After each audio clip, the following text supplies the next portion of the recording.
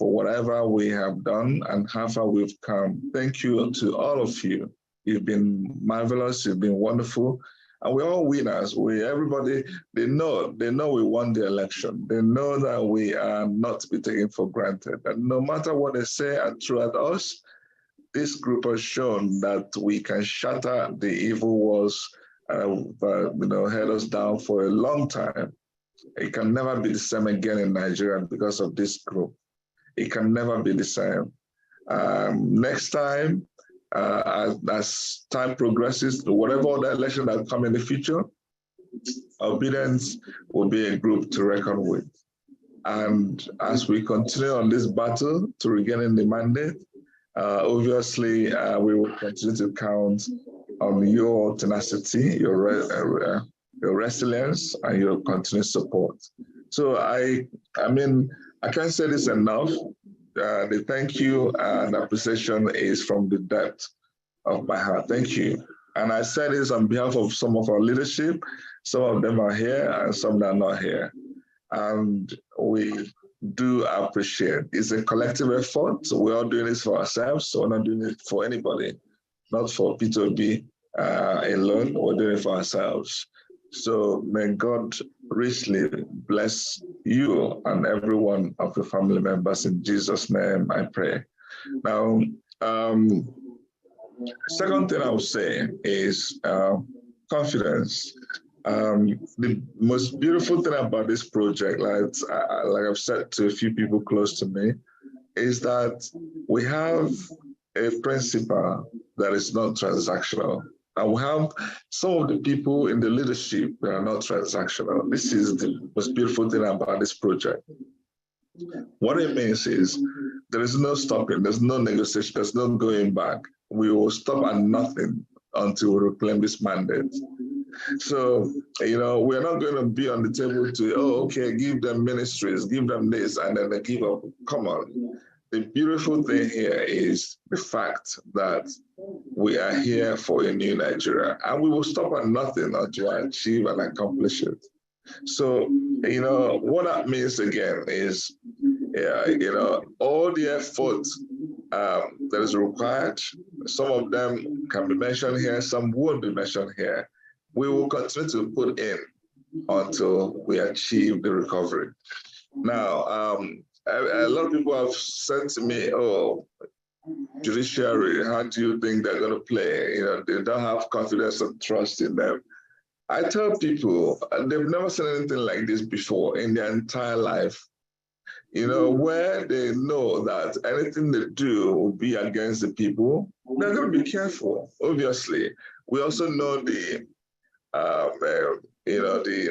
kind of people we're dealing with on the other side. We know they will stop at nothing too. So yes, the judiciary will be torn in between. And the most beautiful thing, we're not asking anybody to do us any favor. We're asking people to do what is right. Justice. Allow justice to be the order of the day. And this is why I believe, and my confidence is high, that we will recover this mandate through constitutional means. And I will encourage everybody, the matter is in court. I don't think we should delve too much into it, rather than to say that we are going to do the needful to make sure we recover the mandate.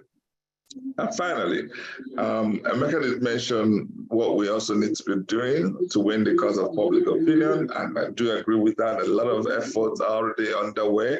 We have a lot of our influencers doing amazing stuff already on the social media, and some also going on to the traditional media and granting interviews. A lot of our people are wonderful, and I can only encourage that we're going to keep doing so. And as we also move on to other activities that are offline, including the plan of May 6th in the US, we encourage such activities. And we know that as we begin to go into the courts, you will see a lot of people show up. We will be there physically to let the world know that it is our mandate that we are here to collect back. So I won't say too much. If there are any 1 or 2 or 3 questions I can respond to while I'm here, I will be more than happy to do so, to respond. And I also, I have only limited time here. I won't be here for such a long time in case this drags because of all that conflict that I do have tonight. So on this note, I'll stop. I'll pause here because I know a lot of people are already raising their hands. So it means that we're here to, engage ourselves, encourage ourselves, inspire ourselves, and until we get to the destination, which we know is possible. God bless you all. Thank you. Thank you very much. Okay, go ahead. That's fine. Continue. Just continue. Okay, thank you very much, Mr. Zibo. We're so happy for that intro. Dan, I think he said Mr. Zibo hasn't gotten much time. I don't know whether you want to allow some of the other guests to make their intros before we ask some of those who are raising their hands to ask questions they want to. Let's allow our guests to, make their presentation first before we take questions. I think that's fine. Okay. Please unmute Isaac Balami or Kenneth Okonkwo. I can see them there. Hello, Kenneth. Yeah. Can you hear me? Kenneth, my brother, go ahead. All right. Well, let me use this golden opportunity to thank everybody that is hearing my voice. If there is anybody that owes you a huge sense of gratitude, it's me. Because I am one of the identifiable faces that spoke on behalf of the movement. And I was consistently assuring them that the people are our structure and we will win this election. I remember how some of them mocked us. They thought we were living in a fool's paradise. But when the D-Day came, even before the D-Day came, they knew that we were not jiving.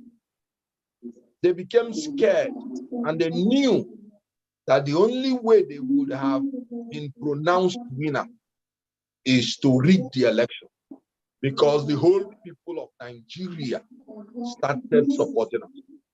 And I can tell you that the diaspora contributed immensely to that shift in the narrative, because the world has become a global village. And so all of you came out, and as volunteers, to my knowledge, I'm aware nobody's paid anything to support this group. This is the first time Nigerians are acting based on conviction. And the whole world saw it, that Nigeria has come of age, where people are not waiting to be bought before they do something. And all of you did it, contributed in no small way, your time, your financial resources, your encouragement, your support to this movement. And the whole world knew that you won. And I'm here to say congratulations and to say thank you. The FCT and Lagos, these two states are the most enlightened community that will show you how people reason. You can argue that people living in suburbs may not even have access to enlightenment and education.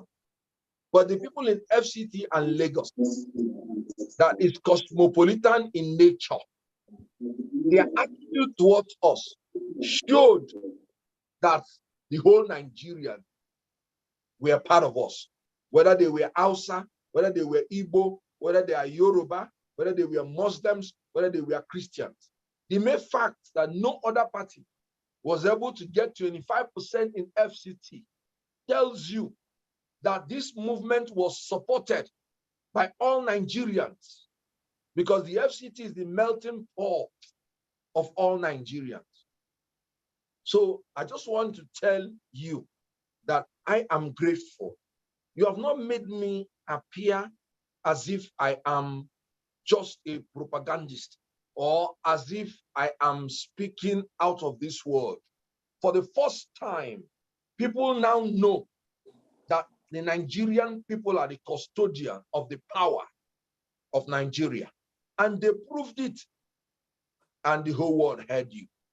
What I will advise and what I will plead with you is, if everything had gone perfectly the way we thought, then that means we were not honest when we were saying that the established structure, that they are structure of corruption, structure of criminality, and structure of impunity. What they did have actually confirmed what we were saying, that this old order, which INEC belonged to, cannot take Nigeria to anywhere. I've met a lot of people that are saying, I am not going to vote again. I'm regretting even going to vote if my vote will not count. And what I always tell them is that we wouldn't have had a mandate to be pursuing if you did not give the mandate. So if you did not vote, then which mandate would you have been pursuing? So there is nothing that you have done that is a waste. You have contributed to the building of a new Nigeria by the mere fact that you voted. So I want to thank you, and I want to plead, we should not lose hope. There is still God in heaven, if for nothing else. I want to believe that if God had not been with us, we wouldn't even have reached the extent of saying we have a mandate to protect. 8 months into a general election, in a country that is so vast, that is multi-ethnic, multi-religious, we were able to win an election that needed to be rigged before we were not declared winners. That shows that we are already in a new Nigeria. So what they are fighting is that this bet should be aborted. But they were wrong. You cannot abort a child that is already born. So the new Nigeria is already born. And if they don't key in with it, as long as you remain consistent, I can tell you by the grace of God that we will get there. We are in the court now. I want to tell you the truth. The only thing that makes court, because Supreme Court is a policy-making court, when they see the tenacity of the people that voted, that they are not willing to sacrifice their mandate for anything, you will see that they might have to do something about it. But if we relax, then you will see that it may affect them when they want to give judgment. I want to tell you that in the gubernatorial elections, they purposely did not want to allocate even one state to Labour Party. And the whole essence is they are targeting the presidential petition just to prove that if we did not get any state, how can we be saying we won the election? But it was impossible because we won states. Is it not miraculous that a party that fielded about only 13 governorship candidates won more than 13 states in the presidential election? Without you, how possible would it have been? I am so proud of you. I thank you. And I plead that we will continue with that zeal until we realize our new Nigeria. Thank you very much for now. Let me wait for some questions.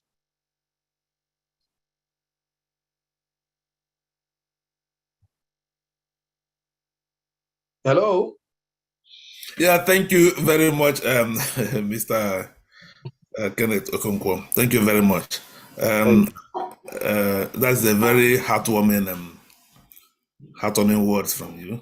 Mr. Onwacha, are you still there? Otherwise, we switch on to Mr. Isaac Bellamy, please.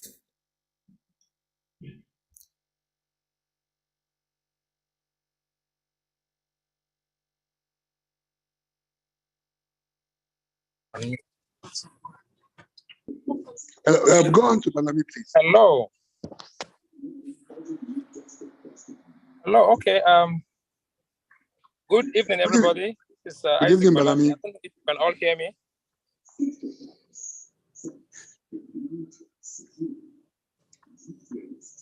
Go ahead, please. Okay, sir. So I just want to apologize.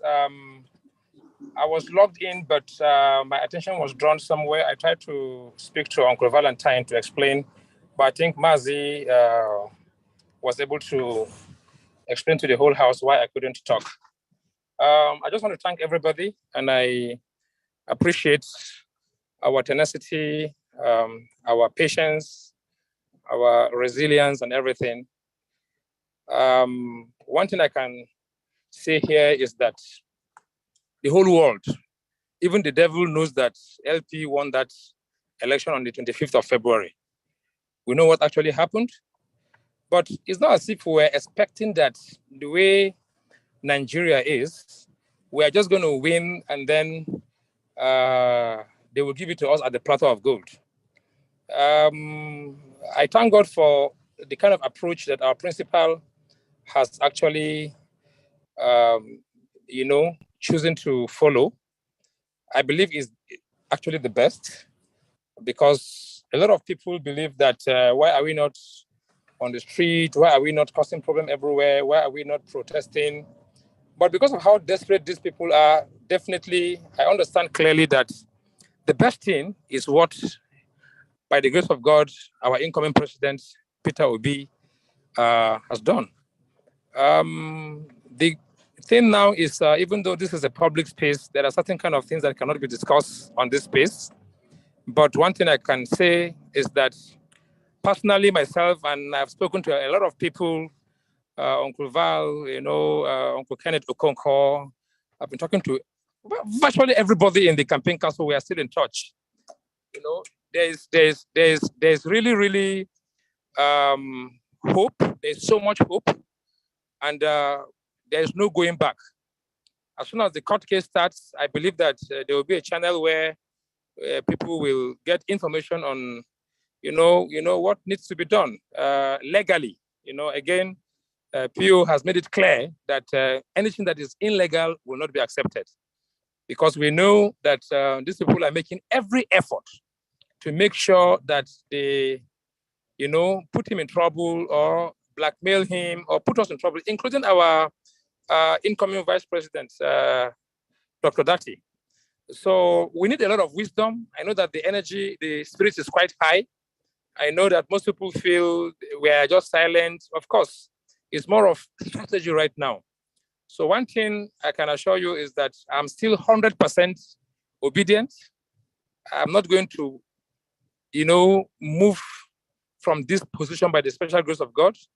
And I want to encourage us all that despite the challenges, despite the humiliation, despite how bad we all feel, we just have to, be hopeful, because we see without hope, you can't even cope. And I believe that while the entire country believes that our judicial system is not going to work, that is what the powers that be want you to believe. They have laid the foundation and want us to believe that nothing good can come out of our justice system. But I'm a firm believer, and I believe most of us here know that this issue of Peter Obi and Datti is beyond the physical. You will agree with me that what God used us to do in 6 to 7 months has never, ever been done across the entire African continent. So what that means is that if in 6, 7 months we can pull the kind of strings that we pulled, definitely, we shouldn't just assume that we've been weakened by that INEC selected president. We, as far as we're actually concerned, we are positive. We know, I in particular, let me speak for myself. I know that something is going to happen. I don't know how, but based on evidence available, based on the fact that this issue of Peter Obi is beyond the Igbo nation, is beyond the Biafra nation. The issue of Peter Obi is hope of this country. somebody like me from Borno South, somebody from Mangu, somebody from Langtang in Jos, somebody from Igala Nation in Kogi, somebody from Benue, Taraba, Adamawa. For once, we've had hope. So whenever you feel like giving up, just know that you are trying to hand over those people I just mentioned into the hands of these wicked people that have destroyed this country over and over. So one reason why we must not give up is that these people don't have any plans. They don't mean well for this country. And God will never allow them to continue in this evil that they've been doing over the years. So let's keep faith. Let's remember, by the special grace of God, our mandate will be returned back to us at the right time. And I believe that God that has started this whole thing for us will give us the grace, the wisdom, the patience to be able to, endure this oppression, depression, suppression, intimidation, and so on and so forth. So let me just stop here. I didn't know whether people, were able to answer one or two questions, but let me just stop here. If I need to shed more light or need to be guided to speak on a particular topic, then I can flow there. But for now, this is my submission. Thank you very much. Once more, apologies for coming up late.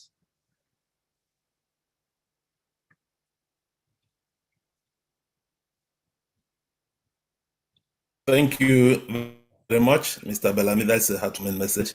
I don't know, Mr.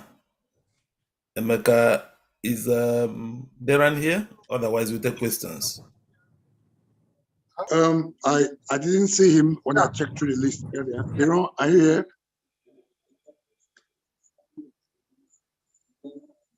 Darren, are you here? Okay, I don't think he's here yet. Let's go ahead. Please allow the people raising their hands in order of to please to ask questions, so our guests can and we can take can answer those questions. Okay. Mr. Chukwudemo, can you handle this aspect of the program, please? Okay, so we are now into the question time. So this time around, like we said, we just wanted to keep the questions within a minute. And we have we have a lot of people, the guests. So if you're directing your question to a particular guest, it's good to, just ask the question and then ask them specifically. Introduce yourself. And I think it's good for us to avoid that so many controversies out there. So just to keep our time short, we just keep away from extreme controversies, ask your questions, and then direct your questions directly to who you want the questions to be answered. So I'll call on, according to the way the hands are raised, I'll call on Prince Harry to introduce yourself and then ask your question.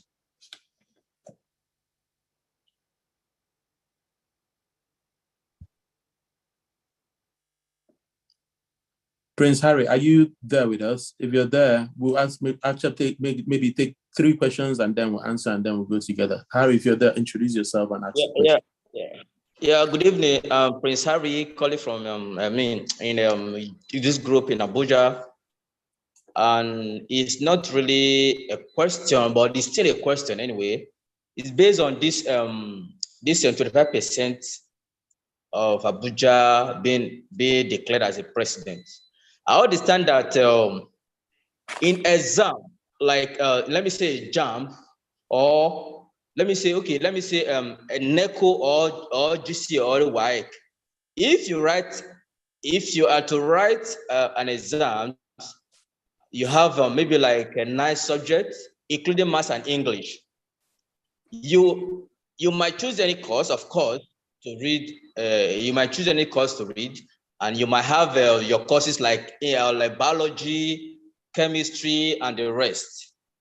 If according to the NECO or WAEC standard, if you do not get maths and English, you cannot be admitted in any university or polytechnic.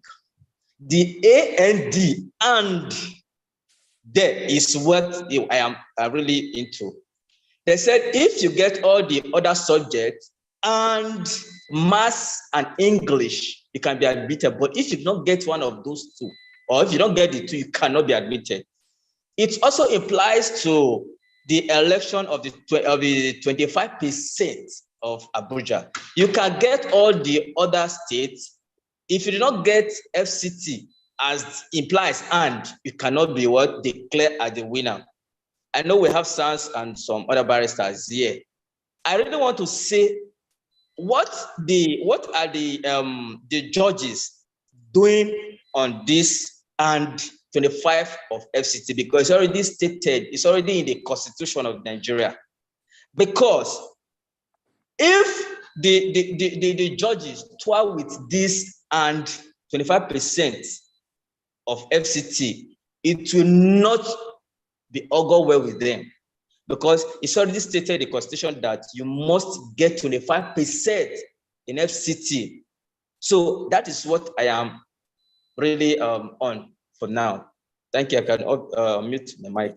Okay, thank you so much, Prince. I think your question is better around the judiciary interpretation of the 25% capture of FCT. So we can ask other questions. So Prince, if you go ahead and ask your question.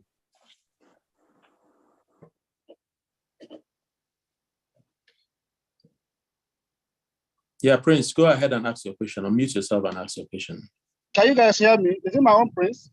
Yes, your own, Prince. Okay, so mine is, I just wanted to make a little contribution. I posted something on the group chat in an effort. I had Valentine earlier on talking about putting pressure, both court of public opinion and as well while we await the court. Well, I suggested something, whether it's what we can leverage on. Since before the election, all parties went to Chatham House to go and put in their strategies, manifesto, and what they would, including the umpire, the supposed umpire. Is it not ideal? Is it not something we can look into? Having a way, because these people are very, very good at very negative propaganda, and we don't have to let them beat us at that. Can we arrange, in addition to what we are doing at Washington, going back to Chatham House? I'm not saying we're going to display all the evidence we have. Some of these things that have transpired in the election, the little we can, go again and reach that satellite to the global world. I can as well copy some of the statements that the umpire made about online transmission of results. Put everything he said, then relevant portions of Nigerian Constitution, including the one the last speaker spoke about, 25%. Highlight all these things. Let them be there. Let's make that presentation that the whole world will capture the same way we did before election, post-election. Then we have global best lawyers, people who are very sound lawyers globally that can interpret the Constitution. But the merit in the literal meaning of our Constitution, it doesn't have to be Nigerian Constitution square. Push that thing out there, let everybody see. The judges that will judge this case will still be there. So let that pressure, that beam line, let the world see. In the same way they are going using all their lobby to lobby the international community to undermine the movement, giving the negative information about what transpired. Can we tell our own story on our own by beaming the light? Look at what happened. Look at people that were killed. Look at people that were intimidated. Look at mutilated, through the mutilated results. Then look at what Nigerian Constitution said about this also. Look at what happened. So is it possible that we still go back to that and maybe leverage that as well as an additional way of putting pressure both on those who stole the mandate, the judges, and the global public opinion? So that's the suggestion I'm putting forward out there. And you can't have a better flow to make that. That's fine. That's okay. Yeah, Prince, thank you so much. I think you've made your point. Your point in summary is just extension of our pressure using Chatham House, like other protests that we've had, protests that have happened in London. We have other ones going in Washington. So in addition to that, suggesting that we can go back to Chatham House so that we put it down. So we can go ahead and call on Comrade David Onome Solomon. If you're able to unmute yourself and ask your question, make it very simple and succinct. Thank you.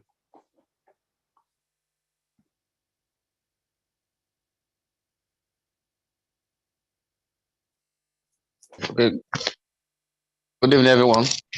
Good evening. Hello. Yeah, good evening. We can hear you. Hello. Yeah, David, we can hear you. David, we can hear you. Can you hear me? Yes, we can. Okay. Okay. I'm Comrade Dave. I'm calling from OBI-DATTI State. I want to just ask a question because there's this information going around that our principal LPs got 25% in 25 states, and BAT and APC got 30%. I mean 25% in 13 states, while the PDP got 25% in 8 states. I don't know how true is that information. So I'm trying to get if it's really true. Information is true. Can you be a little bit clear? You're talking about information from where? Because we wouldn't be delving into rumors. I'm not saying I want to water to get because me myself, I started from Lagos State, but I've not been able to finish Lagos State. I've not collected all the results for the INEC portal from Lagos State. So I want to know if we're able to collect all the results of the INEC portal. Okay. Thank you. So if I understand your question is about the collected result from INEC IREF portal. That so we're going to address that as a point. Yes. So IREF portal. So we'll attempt one more, and then we can, so that it doesn't get too long. So we have a cyber Ebe, and then Somadina. After that, we can allow the guests to respond, and then we can go down the list. So Savio Ebe, if you go ahead and unmute yourself, and then you can talk. Okay, thank you very much. Good morning and good evening, House. This is Savio Ebe. I'm actually talking from Uyo, Akwa Ibom State. I'm a member of a POSA in the state here. I want to thank everybody, especially the organizers of this platform, and all the guests that are here with us. There are two issues I want to raise. One will be in a question form. Let me start in the question form. I want to find out from Mr. Kunkwo, though we appreciate what he's doing for us at the national space there, he has mentioned a very critical issue on how to stand by the current court case, and also how to mobilize ourselves to ensure that the matter is still effective. But I want him to actually put us in the light in practical terms. What is he thinking? What we should do? You should be able to tell us what we should do in order to, in terms of mobilization of our people. Is it to mobilize the people to attend the court cases, or the tribunal sitting or something? What are the practical things we should do? So that's the question. Then number two issue is the instruction that was given. I think everybody should be able to rise up. There's instruction in the sense that we, the obedient, should get registered in the Labour Party. Actually, I've never done that before. I'm a journalist by profession. I've not registered. Already by my profession, we don't do that. But because of this movement and for the sake of what we are doing at time, I had to go and register in my unit. So I'm a member, a card-carrying member of the Labour Party. So I also want to call others to equally do same. And then apart from that, I discovered that there are a lot of betrayals in the party. I may not know of other states. In my state, when we had our state meeting, I spoke about it very badly. Because I'm sorry, sorry, let's limit the number of questions. Excuse me. Yes. Okay. I want you to keep it short. You've asked the first question. You asked about Labour Party registration. Do you mind if we just take that point so that we have about 21 people wanting to talk? So we need to regulate this. So do you mind? We can come back again later. If you don't mind, I'll go to the next speaker, who is Somadina. And after Somadina, I'll allow, because Dr. Val, His Excellency, is about to might have a short time, so he can address this, and then we can continue. So Somadina, if you're able to go ahead with your question, unmute yourself and ask your question. Okay, yeah, thank you very much, Chukwudi, for that. So just real quick, this is more or less a chiming in, and this is based off what some attendees posted in the chat about the propaganda going on that the Ohanese has endorsed Tinubu and is calling for the swearing in to proceed. That is false news. That is a propaganda. At no time has the Ohanese ever endorsed the outcome of the current election. I have posted on the chat the position of the Ohanese with respect to the 2023 election, and I've also made it clear, I also want to make it clear to people to know that there is a group that the APC is sponsoring at the moment, and that group posters itself as an Ohanese group, and that group goes around making statements that can create a perception of the Ohanese supporting a particular candidate, supporting Tinubu, the APC, or supporting the governor of Ebonyi State, Umahi, for Senate president. Such publication have the likelihood of throwing off people who are not familiar with the Ohanese area of the country to think that the Ohanese is in on Tinubu and that Obi is not enjoying support from the leaders of his region. That is totally not true. Obi enjoys the support of the average people across the country and likewise in his region. He also enjoys the support of the leaders in his region that the people listen to. So let us take note. I would post a link in the chat showing where Ohanese disowned that group that's been sponsored by the APC. And I would also mention that there are names that are very, very conversant in that group. One of such name is, you would see the names of like Mazi Isiguzoro. It's a very common name that you would see in a lot of those poster false pseudo Ohanese organization. And you would also see Mazi Oku as well. So let's pay attention to those, especially for those supporters of Peter Obi who are not of Igbo extraction, so they don't fall for that APC propaganda. We're also aware that the APC is also sponsoring other sociocultural groups in the Niger Delta and in the Middle Belt, as well as in the north and in the western part of the country, to also create that perception of acceptance for the APC candidate that was wrongly declared the winner of the election. So let us know that the battle that we're fighting, while we're fighting the battle on court, we're also fighting the battle of media propaganda.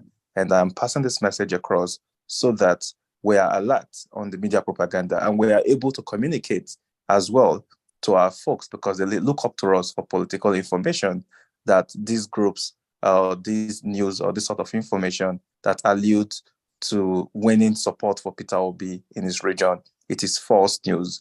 The people of Nigeria stand firmly with Peter Obi, and the people and members of Ohanese and Igbo are also strongly behind Peter Obi. I'll use the mic right now. Okay, thank you so much, Somadina. I'm just going to summarize these 5 questions so that we can, I know that Val wanted to leave, so that we can actually attend to that. And the last speaker, which is Somadina, really made a very good point, which is media campaign. I know that the war has gone from foot soldier in terms of voting to media campaign. It might be good for Honorable Val to highlight the efforts that the Labour Party is making to really counter, very strong measures to counter this media, especially people in diaspora. We don't have that private to the national newspapers or the news locally. What we see are those buzzers. And sometimes APC have actually tried to deceive people with all this fake information. So we might need to know what Labour Party, what we're doing to really have a strong counter opposition to all this false information. So that is the last one. The first one was talking about 21% in Abuja, the judicial interpretation. Bryce was talking about extending our protest or extending our arguments towards Chatham House in addition to what is happening right now. And then David Ohome was talking about the information, the data that is being gathered on IREV, what we are using with it and what the summary is. And then finally, Favor was asking about what is the next? What are we advised to do? Because there seems to be a lot of confusion. Are we going to stay put? Are we going to do something? What is the Labour Party? What is the stand of the leadership of Labour Party? And also encouraging people to register. So I will call on Honorable Val to give his perspective. Thank you. All right, thank you. Thank you everyone for your various comments and intervention. Also, my special thanks to Barrister Kenneth Okonkwo and Balami Isaac for their intervention. I believe Kenneth would even do justice to some of those legal questions. I'll just provide some insights, very brief one. And let me also encourage everybody, please, once you make your point, there's no need to drag it for long. The very first two comments, from their first line of intervention, we could actually, know where they were headed, and all that followed may not be necessary given the number of people who are raising their hands. So let's get punchy and get brief and still achieve the same objective. Yeah, Prince Harry made a valid point about 25%. It's already been adjudicated by the Supreme Court. If they're going to come back and reinvent the wheel and counter themselves while waiting. As far as I'm concerned, the judiciary has one duty, either to declare Nigeria officially lawless, or we know there is law in this country. So we're waiting. Well, I won't say more than that. So you're right.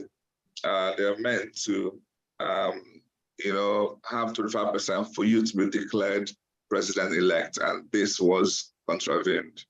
And of course, we've also seen this suggestion before on social media about going back to Chatham House. It's not just Chatham House. There are a lot of places that our story must be told. The experience of Nigeria must be, rehashed again. And which is why we like what is going on already in some parts of our diaspora, from the US to Italy. A number of people who actually had planned different activities. I think now that the judiciary is about to go into full action, this is when we want to see a lot of those activities. So whether we're going to go specific to Chatham House, I don't know yet. I haven't discussed this with our leadership, but it's a point that we will take on. All the other comments about the results, the outcome of the election, I will leave Kenneth to respond to it. What Somadina said about Haneze is very valid. As a matter of fact, tomorrow is our Haneze meeting. I will be there, and I can tell you a categorical statement will be made tomorrow. Every single one of the ethnic nationalities have more or less rejected the outcome of this. In fact, if Fenifere could reject it, how much more Haneze? So let's not waste time on that.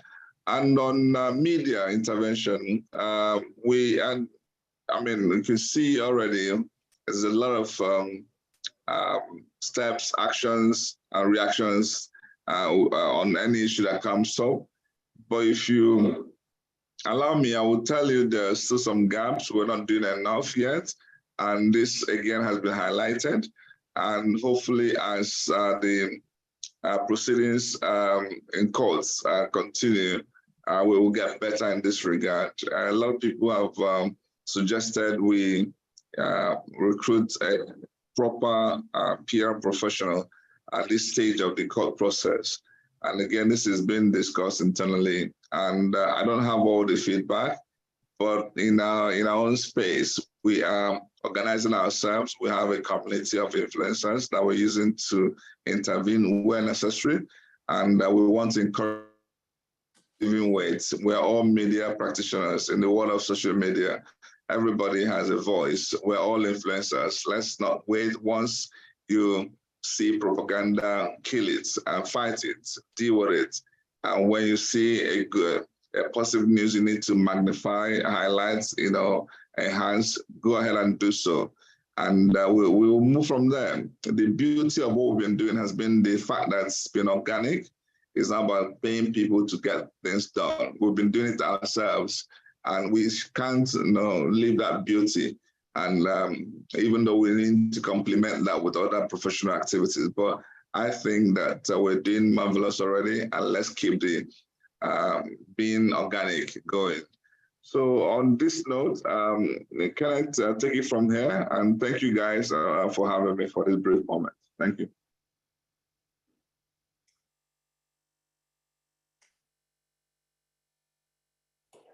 All right. I think he has handed over to Barrister Kenneth Okonkwo at this point. Can you come in, sir? Well, just to make you to have confidence in what we have in court, I'm going to tell you the basic grounds for which we are doing our petition. One, we are saying that Tinubu is not qualified, as at the time that he wanted to be president. One, he was convicted of drug trafficking in the United States by the District Court of Northern Illinois with a certified true copy of the judgment.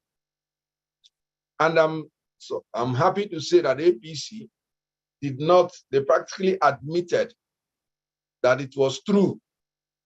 But they're just trying to rigmarole around it. And it's against Section 137(1)(d) of the Constitution. The second ground is that his deputy had double nomination. As at the time that they were going into the election, the deputy was this senator, was nominated as the candidate for the Boronu Central Senatorial District, and at the same time nominated to be the vice presidential candidate. And by Section 35 of the Electoral Act, the nomination is void. It is there clearly stated.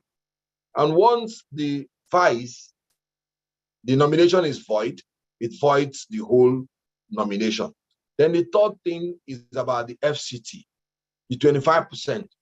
It is clearly stated in Section 134(2)(b) of the Constitution. You have to have 25% in 2/3 of the states of the Federation and the FCT. And the Supreme Court has interpreted it that way. Tinubu did not meet up with all these things. So by law, his candidacy ought to be nullified completely. And then PDP, brilliantly, in their reply, brought in the issue of his dual citizenship, and again, brought in the issue of certificates, brought in a lot of the issues which did not come to fore when they were bringing the petition. Because by law, you cannot amend your petition once you have filed it. But when the respondents reply to your petition, you can, through their reply, then file in more things cleverly and smartly. So basically, everybody knew that the election was marred by corrupt practices and non-compliance with the electoral law. We all know that in the electoral law, you were supposed to transmit results from the polling unit to the server, and you're supposed to upload the EC8A, that is the result sheet. You scan it and upload it to the IREF portal to the viewing pleasure of all Nigerians from the polling unit. INEC made these promises. Everybody knew they did not comply with it. That automatically makes the election void because it's a mandatory provision. If you go to clause 38, clause 48 of the INEC guidelines, the guidelines they give to themselves, it is there that the beavers cannot be bypassed. In the collation, in the declaration of winner, in the confirming the correctness and the consistency of the manual results with the electronically transmitted results. You cannot bypass this. INEC bypassed all. They even confessed that there were glitches. They could not even give us the results, even when we got to court to bring a court order. So there was corrupt practice, obviously, and a lot of corrupt practices. And they did not follow the Electoral Act. By Section 134 of the Electoral Act, these things makes the election void. And again, they did not win by majority votes. We also in Lagos, in Benue, in Taraba, in Akwa Ibom, in Delta, in Bayelsa, in Rivers. Rivers' own was so open. Plateau own was so open. In Lagos, we won by almost 1 million. So what they were doing in order to evade the accredited number of voters in the BVAS is to swap our votes, to change it to APC. Meaning, if we're able to recover those votes, as our own is going up, the APC's own is going down. So we mustn't need to get the 1-point-something million votes to be over the APC. If we can get half of the votes and prove that they swapped our votes, we are already on top of them. So they did not win by lawful majority votes. And I can tell you, checking the BVAS, more than 18,000 polling units are scrambled, obscure, a lot mutilated, because they just could not live up to the fact that what they announced was fake results, purely fake. That was why they did not release those results, because they needed to manipulate the BVAS to suit the fake result they announced. So all these things we are able to put up in our petition, and that is the reason why they are rattled. That is why they are bringing all this attack on our principle. They have done everything to poach even some of us. They have done everything to know whether they can placate us. We kept telling them that this is not about us. This is about Nigeria. This is about obedience. They don't understand the difference between a political party and a movement. This is a movement. And they don't want to hear anything except a new Nigeria. And P2B is simply a symbol. And I can tell you that this movement is going to continue until we have the new Nigeria. So we are doing our best. I have the privilege of being a member of the legal team, the presidential legal team. So I know that these people are spending sleepless nights, very brilliant people. Immediately that petition came out, they were rattled. They have not been settled today. If the courts will give us justice, not judgment, I can tell you that it is just a matter of little time, and we'll be back to where we ought to be by the power of the people and by your support. So that is why you must keep up the pressure, because eternal vigilance is the price you pay for liberty. Once once they see that you have acquiesced, then they will steal what ordinarily they wouldn't have to steal. It is all those rallies that we were doing in those places that started creating awareness that we are not just 4 people tweeting from a room. So we must continue that pressure, peacefully assembling and using all our social media network to continue hammering it to the world that we won this election, that if the judiciary can give justice, they will declare us winners. This is the central point of whatever meeting we are meeting, whether in Chatham House, which is commendable, or in Nigeria or in any other place, that we won this election and that the justices must deliver justice, not just judgment.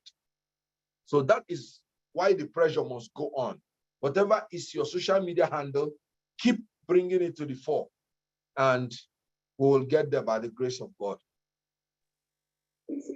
Hello, let me just chip in 1 or 2 things which might help us save our time.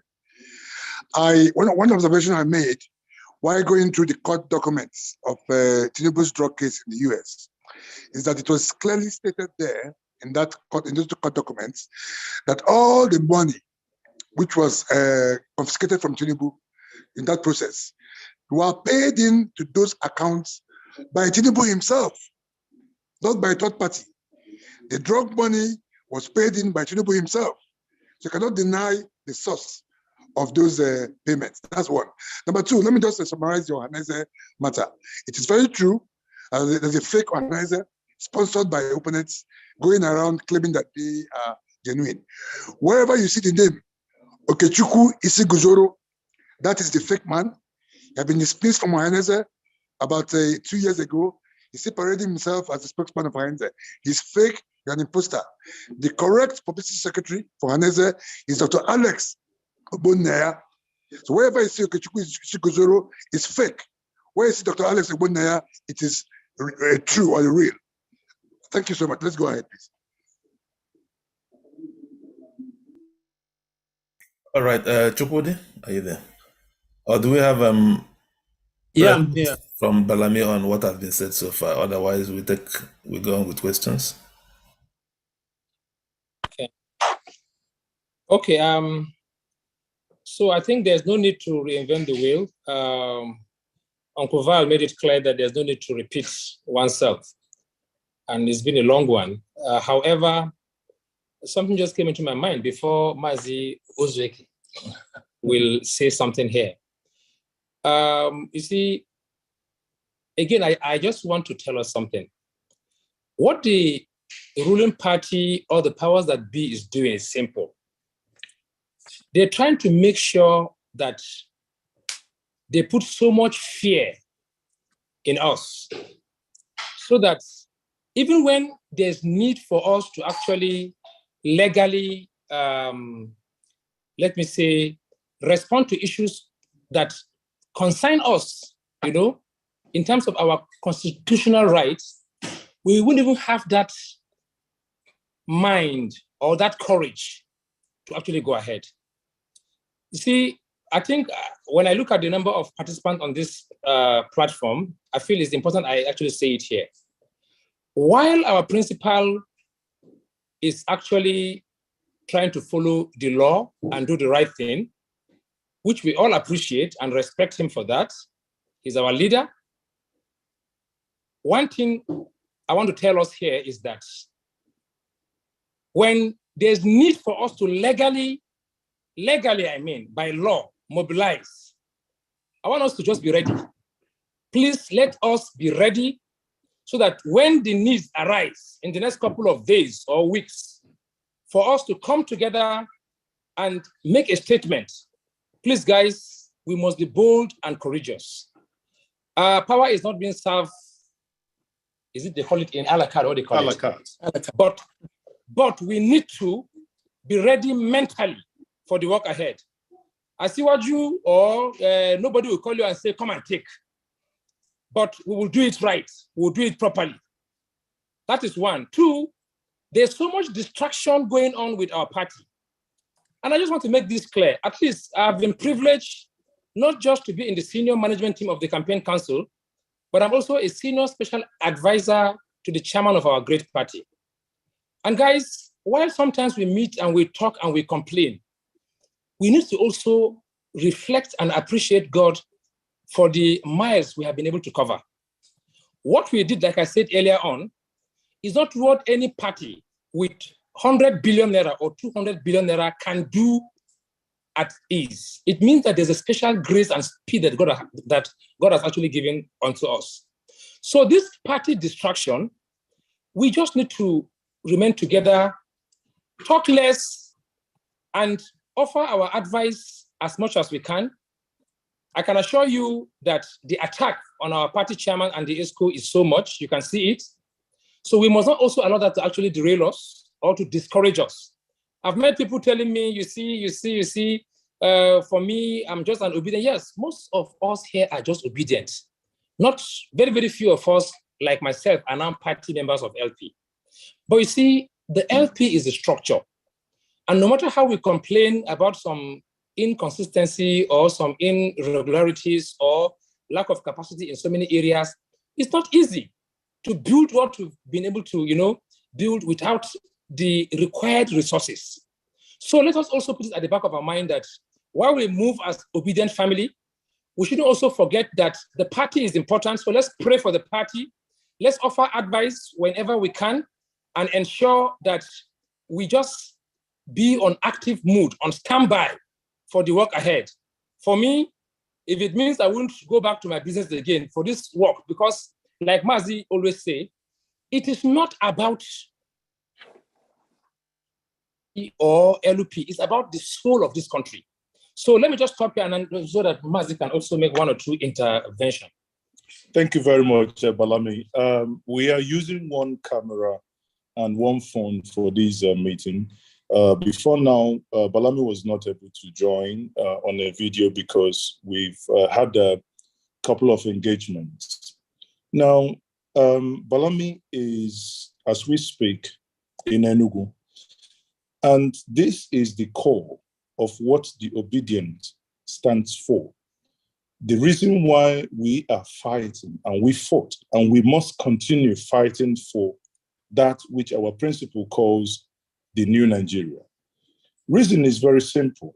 Here is a man from Borno, a man who 8 years ago in Ibagwa, Nike was conferred a chieftaincy title, reason why he's allowed to wear the red cap like myself.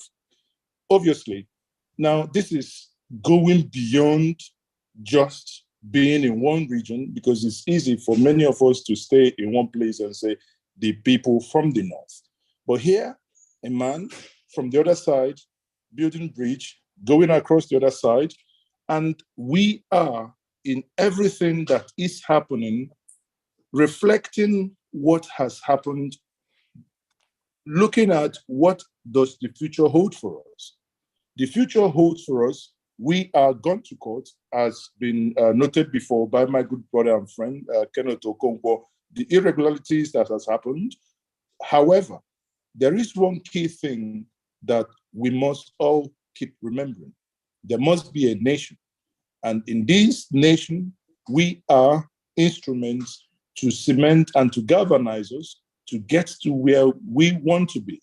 Because no matter what happens, the moment the nation is there, galvanized, we will begin to still look at what has happened. What has happened is very simple.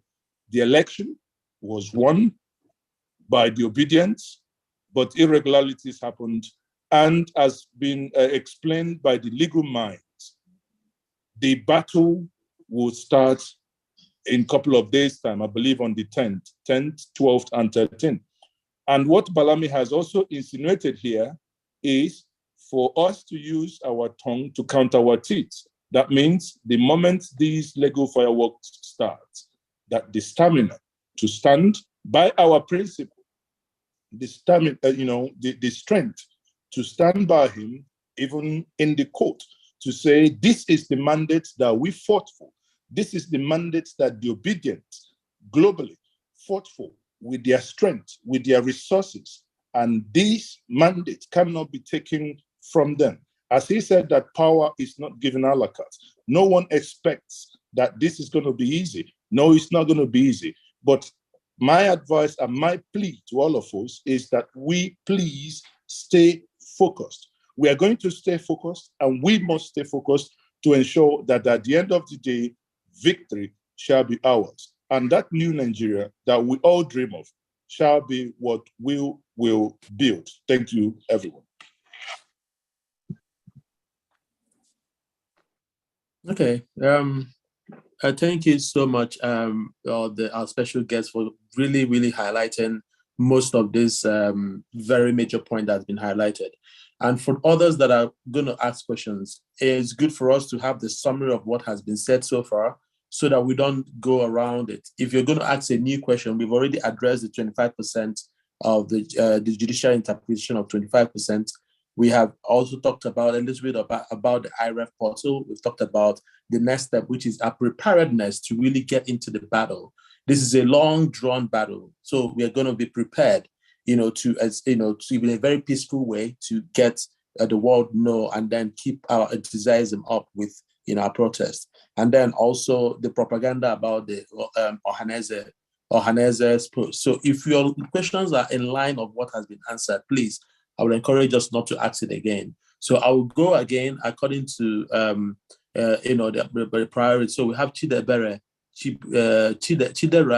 Ndubisi. So if you unmute yourself, we're going to take another 5 questions and then we can summarize them. Chidera Ndubisi, if you unmute yourself and then ask your question. Thank you.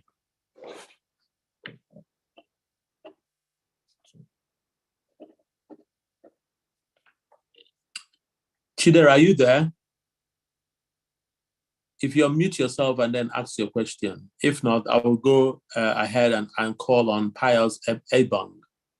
So Pius Ebong, please unmute your phone and then ask your question. Yeah, thank you very much. Good evening, ladies and gentlemen, fellow obedient citizens. My name is Pius Ebong. I am the Director of Administration of the Campaign Council in Akwa Ibom State. I am very happy to be here at this forum, and I want to contribute my own quota by way of advice. I know that our principal will claim his mandate. It's actually our mandate. I'm very positive about that. But how that will happen, nobody can tell. But I have a feeling that the way things are, we have to increase the moral burden on the judges of the appeal court, that is the tribunal court. We really have to. I know there are some, we started to come out for rally on daily basis, but along the line, I think it is our principal that said, no, we should not do that, and that has been discontinued. But in my place here, in my state, a lot of people are agitating and asking whether we should or whether we shouldn't continue with mounting that pressure in a very peaceful way. So that's just one of the questions I have. And then the second one is, how prepared are we in case we may end up with a rerun of this election? Because the way things are, the court may decide to cancel the whole election and then we go for a rerun. Now, how prepared are we? Most of the obedients are disenfranchised. A lot of people are saying, oh, why should we have? A lot of people have gone their own way. I know in the BCC, even some very good members, very serious members of BCC in my state have gone their own way because they just don't see any reason to continue again. So I suggest that we should be doing things to mobilize and remobilize the people in preparation for a possible rerun in the nearest future. And then lastly, I want to add that when the court fireworks begin, each and every obedient member who is on any of the social media, we should be posting, so in fact, we should be preparing our own posters with shouting headline, and all that is just to increase the moral burden on the judges, telling them that the fate of Nigeria depends on them. I mean, whether Nigeria is to exist or not to exist, I mean, we increase the moral burden on them. That's my suggestion. Thank you. Thank you so much, Pius, for your suggestion. So I will summarize it alongside with other people. And for other people that are going to ask questions, please limit your questions to only one question, so we can go through every person. So I'll call on John Obas to kindly ask the question.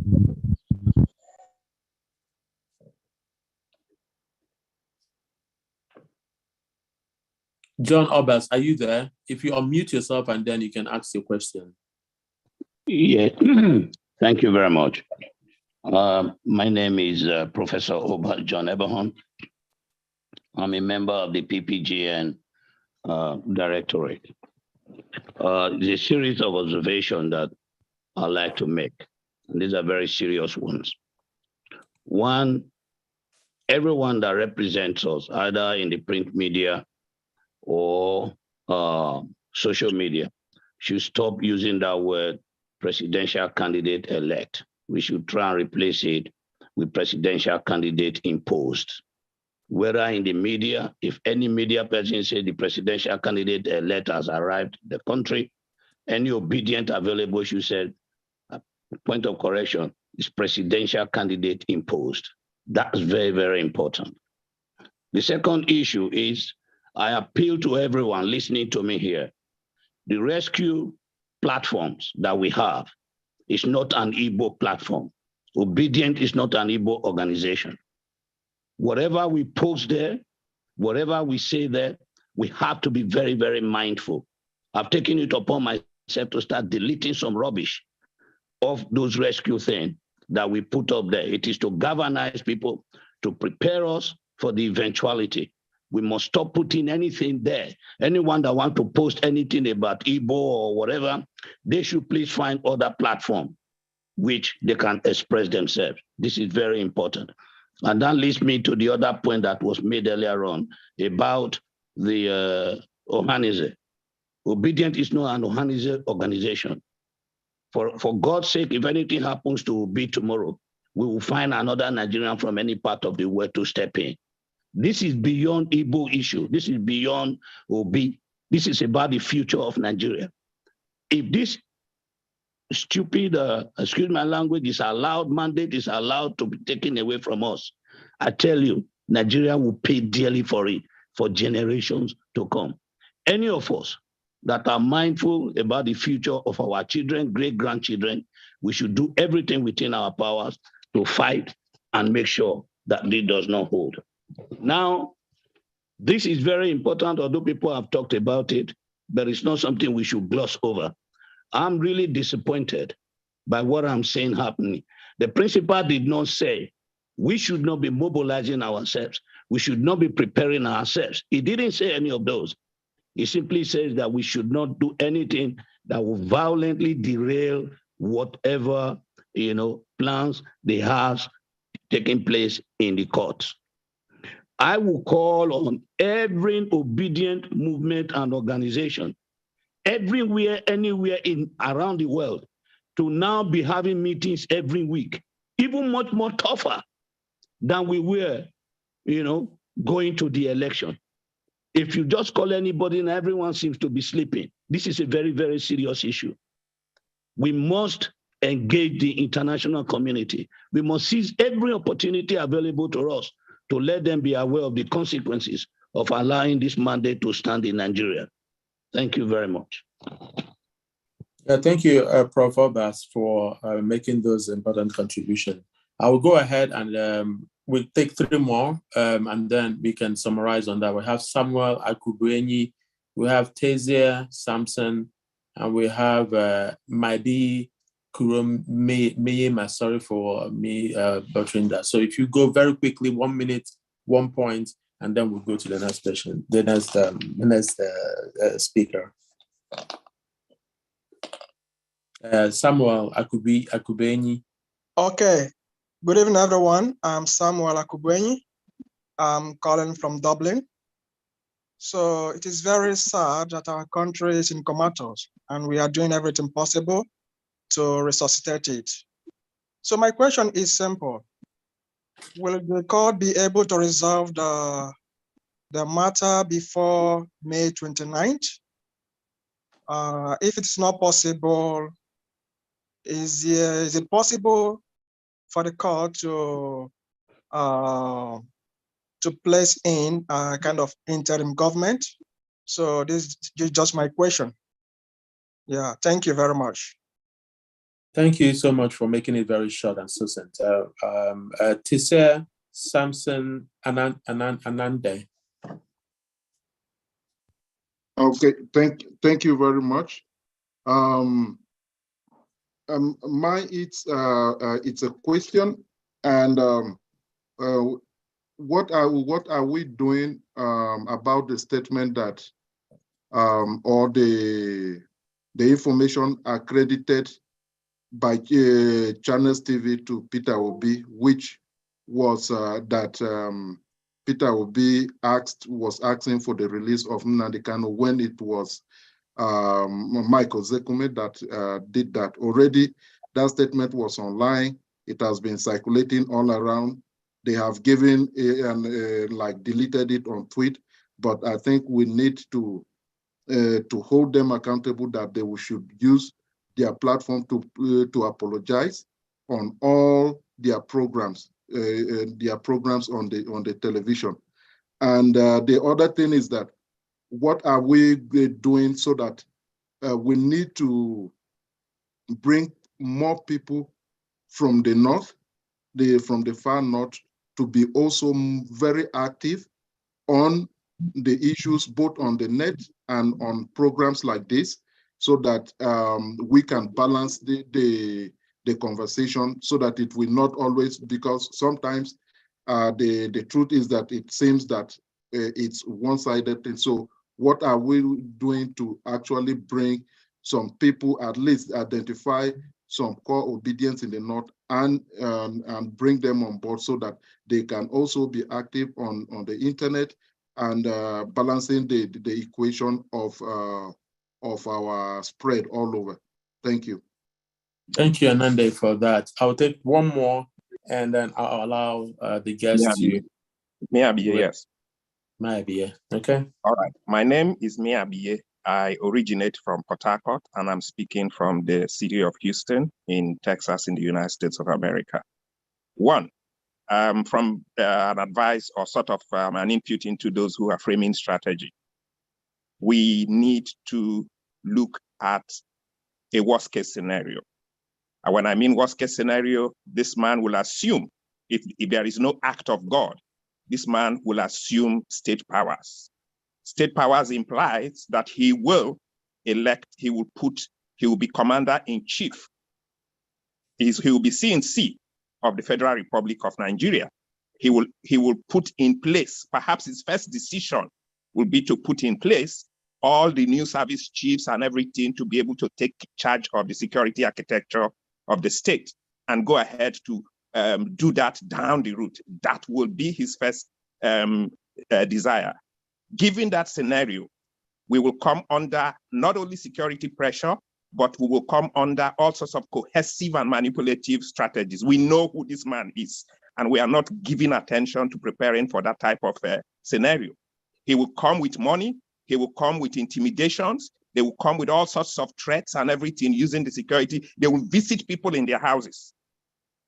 And so if we do not begin as a point of strategy to make that input into the way we engage and prepare for that, we are not yet ready for that challenge. That's one point for the point of strategy, and I want to know what we are thinking of, with respect to that. I think somebody has raised the issue of communications. We have a very poor communication. We need to have a clear line, and I'm glad that we've raised the point that we must have PRO experts deal with that issue. For instance, look at what the professor have just said. That is something that I've mentioned so much. You must have a counter narrative to anything that gives them a positive outlook. So it must be an imposed precedent and not a precedent elect from our point of view. And this is just one of those narratives that we are not managing properly in the way we engage our communication. So for me, there should be clearly a document that says that gives us clarity as to what we do, including, and perhaps this is what I would direct to Kenneth, and I hope that he will respond. Kenneth, I want to thank you. Your communication styles are very good. Your tempo, your pacing, your use of language and phrases are very powerful, and so on. And they are internationally responsive. It means that you speak to an international audience beyond that when you come to that. But I'm very concerned about the fact that we have not actually put beyond claims, beyond law, and beyond facts. We have not begun to put evidence that backs these facts in a very clear way, and that should come out very clearly in our communication strategy. For instance, do we really know that? Can we get the assurance that we have the numbers when we go down to the court? Because every other thing is subject to interpretation.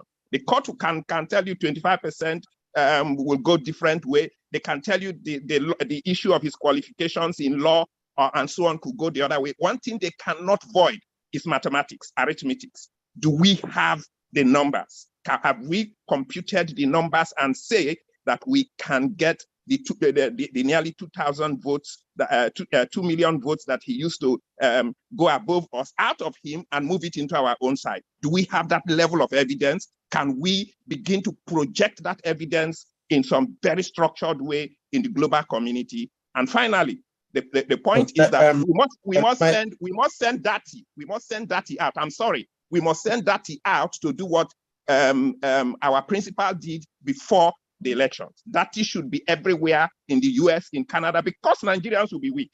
When this man comes ruthlessly, they will trace Nigerians, and some of them don't have the tenacity of having gone through this type of battles. So Datti should be out in the global community, organizing meetings across the world the way the principal did to awaken the Nigerian consciousness and the global consciousness. Thank you. I mean, in the course of time, I'll probably be able to put in more things as to how strategy works. God bless all of us. Yeah, thank you so much, Mayabie. I think it's pertinent. We have 5 main questions. So the summary of the 5 questions were more with, racial diversity in the Labour Party, fighting that term elected president. Rather, we make it strong that this is an imposed president. And also, very importantly, need for mobilization. If we say we are ready today, are we ready in the course of the event that the election is annulled and they want a re-election? Do we think that the obedience, we have enough fire that will be able to galvanize obedience to even repeat what happened in the 25th of February? And also the final one was, somebody was asking about the duration of the court's case, and also more importantly, that giving Tinubu, like if it's being sworn in, is there anything that can be done to avoid that from happening? Because obviously once he gets immunity, it becomes even more difficult. So I think most of these questions will be directed more to Honorable here, Kenneth Okonkwo, to address those things. Thank you.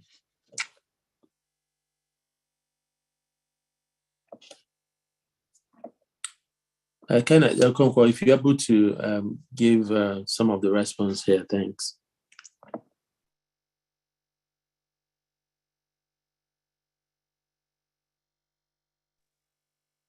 Okay, can you hear me now? Hello? Yeah, we can hear you now. All right. Now, being very honest, it is only God Almighty, and that's why we need prayers. It's only God Almighty that can stop him from being inaugurated.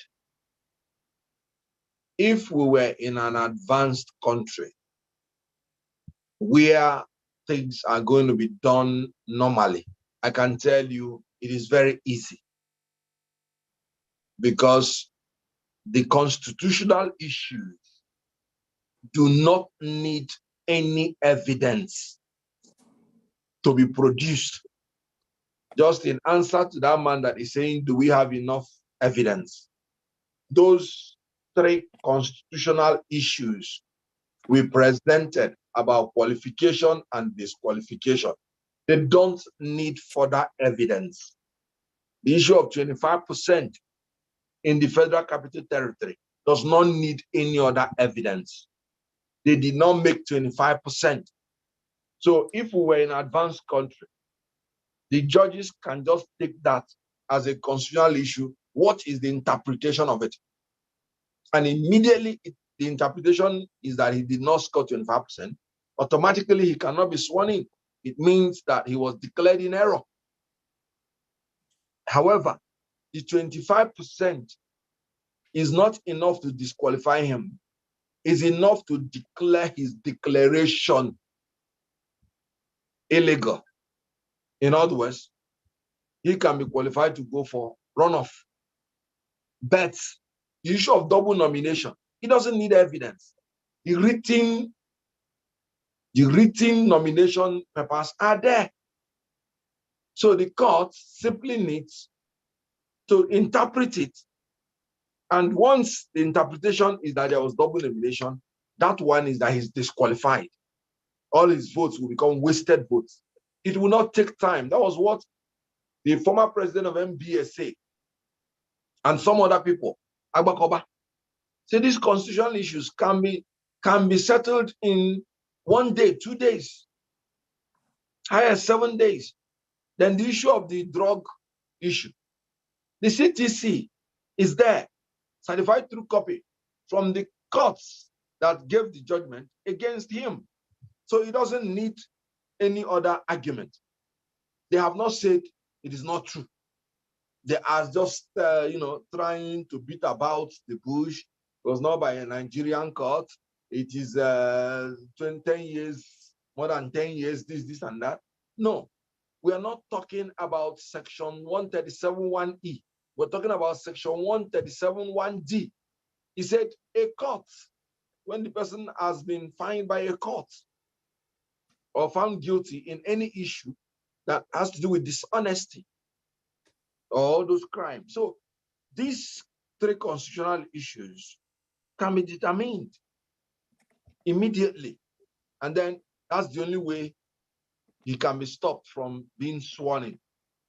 But if we need to go, when judges want to be clever, they will say they want to take everything together. And at the end of the issue, they will deliver judgment once. Then in that case, because they have 180 days, in that case, it's only God that will help us, and there is still God. That's why we have to pray fervently. I'm not losing hope because our principle has this overwhelming grace when it comes to the issue of judiciary. Remember when he was in Anambra State, he changed Nigerian political trajectory 3 times. 1, he recovered his mandate from the courts. 2, they said his tenure finished when he had just spent 1 year. He went to court and got his 4 years. And that was how staggered election came into being. More than about 10 states now are into staggered election history, which he made, or about 8 states. Now, the third one was when he was impeached illegally. He went to court. He won all these issues. And all of them now are locus classicus in the dictionary of our jurisprudence. So, because of that his overwhelming grace, I am believing God. I'm praying that something will make this man not to be sworn in legally. And it is possible. And I'm praying that whatever comes out, whether he's sworn in or not, our mandate should be recovered. Now, I am not going to go into the explicit because we say this is not a strategy session because I don't know who is hearing. But I know that we are optimistic. For instance, even if there's going to be a runoff, we have evidence, even from the IREV, River State, we won River State, and some other states. So we have majority states than any other candidate, meaning we will be qualified for the runoff, even if there will be runoff. So I don't want to go into detail, but I know that we have a lot of evidence. Remember, INEC is frustrating us very, very hard to make sure that the authentic results they do not give to us. So I am not going to discuss how we are going to overcome all those, but we need prayers. Then we need, like I said, the pressure to continue to pressurize everybody that is involved that we won this election and our mandate should be given back to us. So basically, that's the summary.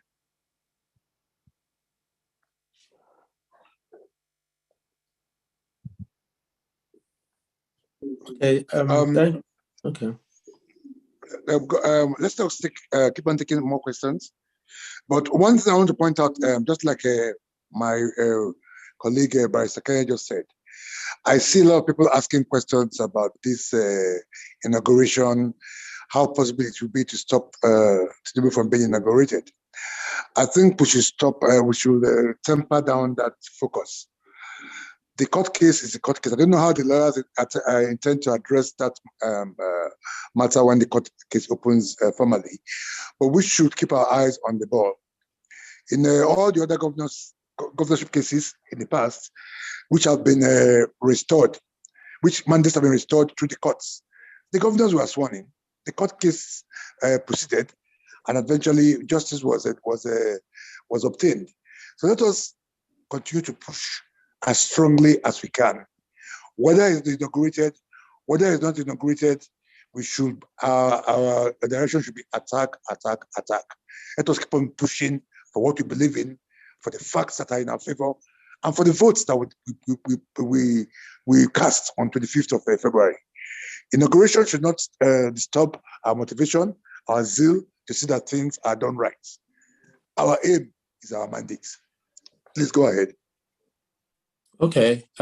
Yeah. Thank you so much, Kenneth, for that. Obviously, for that wonderful response.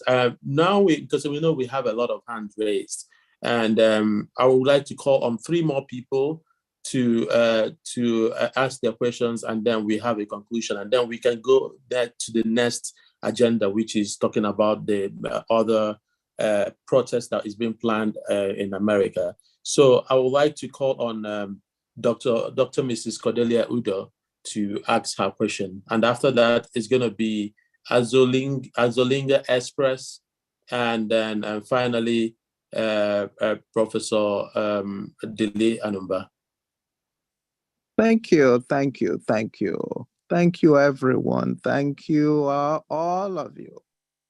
Can we find out how the 5 appeal judges, how were they selected?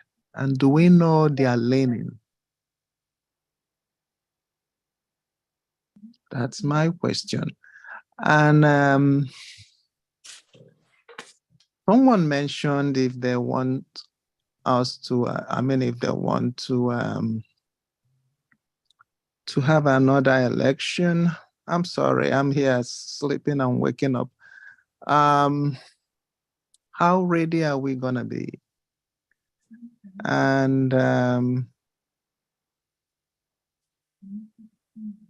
I think we need to discuss the protection of votes and lives and security. And the third is if Tinubu is there, people will start disappearing. How do we counter that to just make sure that there will not be squads of lawlessness going in people's homes, getting people and start to disappear? So that's those are my 3 issues. Thank you. Thank you so much, Dr. Cordelia, for your question. And I'll go to Azo. I don't know, is it Azoling? Yes, Azoling Express Limited. Yeah. My name is Frank. I'm the MD Azoling Express Limited. Okay, I'm from the north. Yes, I'm from the north. I want to tell you that a lot of people from the north are following this movement. They are fully part of this movement. But the only impression I want to correct is we should not make it a tribal war. And when the Igbo man will say the Hausa man does not want him to rule, and the Hausa man will say the Igbos are fighting Muslims. When the Yoruba man will say our turn has come, and all they want is to treat us like they treated Abiola. This obedient movement is not all about Obi, just like that my father and Professor said. It is a pattern that Nigeria needs. And Obi happened to be the most qualified candidate that can lead us where we are going. First of all, we should be aware that even the legislator and the one governor we have gotten should lead and toe the line of obedience movement. That is how to build to last. APC were supported even by me. But along the line, after this one in the Muhammad Buhari, all of us have to run out because you can see corruption, which we could not continue. So my advice is this. It is a movement and we have started. Let the few legislators we have rule by example. And also the one governor we have to show example that obedient movements are not here to play. Obedient movement is here to change Nigeria. Second, the court house, or I don't know, I'm not a lawyer, sorry. The judge, how do you put it? Yes, the day OB matter will be presented to court or the hearing of the petition. You know, if the courthouse is empty or even outside does not signify the pleasure of Nigerians, it will look like a child's play. And Yeah, OB will not. as a place, are you able to round? Are you able to, because we are running short of time, are you able to just round off, please? If you round off so that we can Yes, I just want us to see how we can mobilize to gather around the court, most especially people like us around Abuja here. We should be present.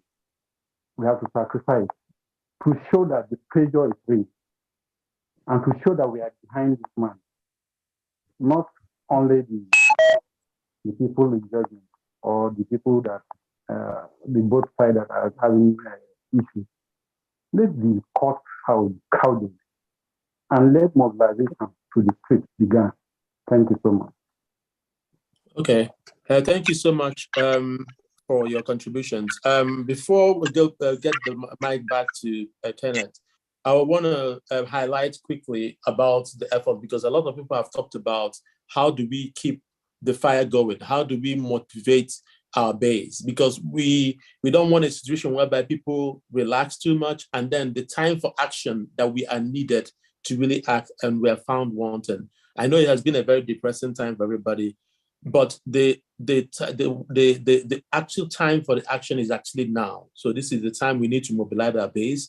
And in those same lines, I know that the UK, some of the UK obedience have been able to have a successful rally just to bring the attention of the world, to let the world know that what we have right now is a rigged election, is an intimidation. This is subservation of people's mandates, and we shouldn't allow it to happen. And if we don't say it, nobody will know.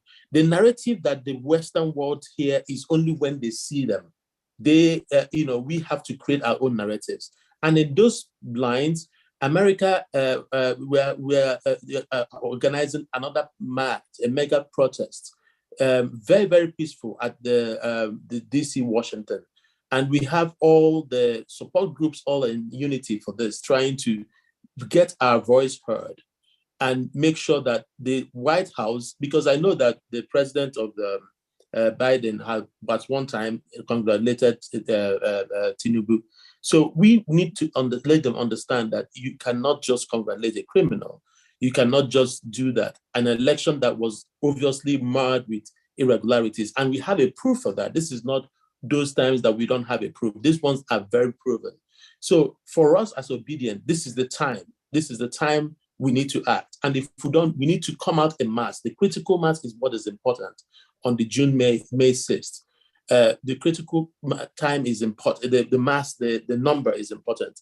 And I have Ken Agwolu that has been really working hard behind the scene to make sure that all that prepared, that protest is well organized. So Ken, if you're here, are you able to just give a very, very brief summary of the preparedness of the support groups here, trying to air our voice in a very, very peaceful way for the world to know that there is problem, that democracy is under threat, the democracy is under siege in Nigeria. That will make our judicial system, our judicial people to do the right thing. Because if we keep this a Nigerian affair, it's going to be the same man, no man. But we don't want that. We want the pressure to come from the West. And that is what they fear. If they know that they are at risk of getting their kids deported, if they are at risk of not traveling, they might be forced to do the right thing. So, Ken, if you're there to give a brief summary so that people will understand what is going on and how they can actually be part of this, how they can actually be part of the peaceful protest in DC, Washington this next weekend. Are you there, Ken? Can you hear me? Yes, we can hear you. Yeah, good evening, Obedient, and good morning, wherever you are. My name is Ken Agulu. I'm here in Washington, D.C. area. Actually, I live in Northern Virginia. Yes, the date is a week today, the 6th of May. We have a lot of things. First of all, the protest will start 10 o'clock. And we kind of schedule it 10 to 4 p.m., 10 a.m. to 4 p.m. We have, if you live in Baltimore area, we have a free charter bus that will pick up people from St. Anthony's Catholic Church in Baltimore. We have a lot of Nigeria residing in Baltimore, over 2,000 Nigerians reside in Baltimore. So we need that numbers. Now also, Howard University radio station will cover us live. Howard University is in Washington, D.C. And again, just like Dr. Chukwudi said, is gonna be at Lafayette Plaza. That is right there at the White House. And also, we're telling people to come with the flyers, come with the postcards. We have a lot of postcards, but we want people, if you check all the various support group, we have the sample postcards. So come with your own postcards. If you have Nigerian flag, come on with it. Okay, so we want to make at least 2,000 people. We talked to CNN and NBC, and they told us if we have the number, they will cover it. But if you don't have the number, they're not gonna cover it because they hover around and see how big we're gonna be. So I'm pleading, if you are outside Nigeria and you have relatives in America, call them, tell them, let them come out. This is the only thing we can do to put pressure on the judiciary. Just like Kenneth said, it is the tempo of people. How the people feeling is gonna make the judiciary to make the right decision. And this is one of the ways that we are doing to put pressure on them. Let them hear our voice. And it is very important. So we all set, I'm gonna be there at least 8 o'clock. The event's gonna start 10 o'clock. So if you have a question, you can call me. My name is on the flyer, but we are ready. And I'm begging, please, if you are in the United States, please make it a duty to come. This is for the soul of Nigeria. Thank you.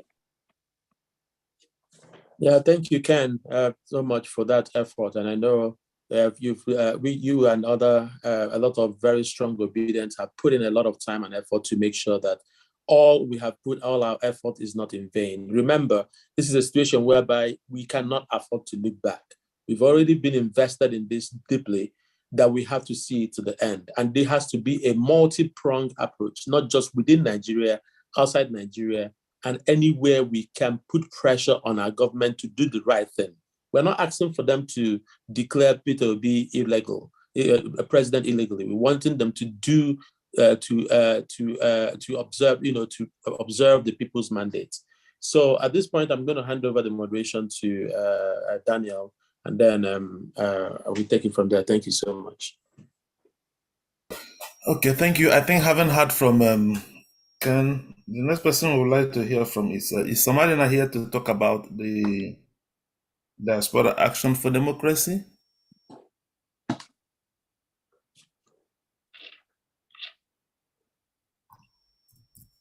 And after that, we'll hear from Mr. Emeka again to speak on our media needs. And then Mr. Ezdeluchie to speak on our legal needs. Is Somalina here?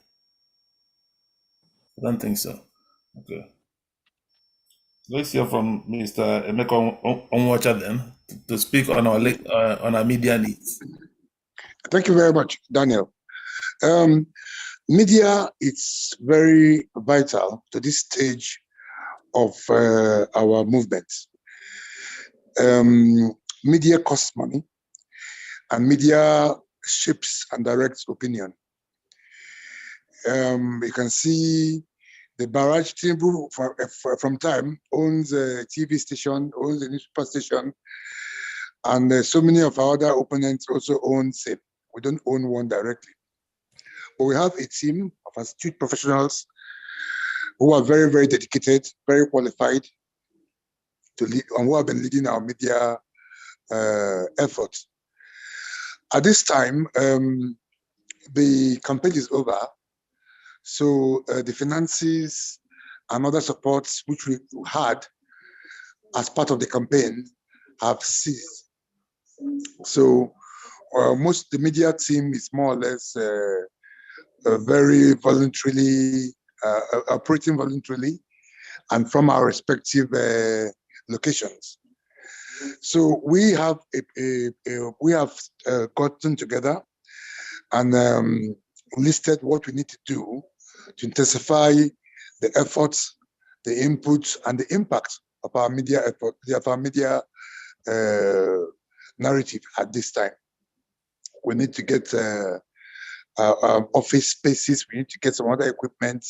We need to have a standing team in the office, which is now stand as a coordinating unit for the other media practitioners who are spread around the country. So for every thing that happens along the line, we're able to respond with the right information in the right time frame and make the right impact so as to keep up.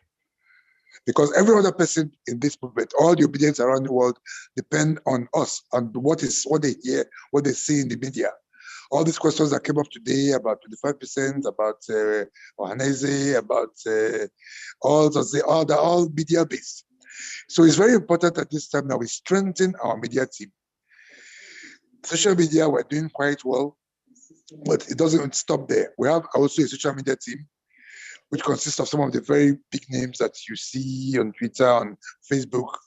But we now need concerted support to show up what we have and make sure we're better placed.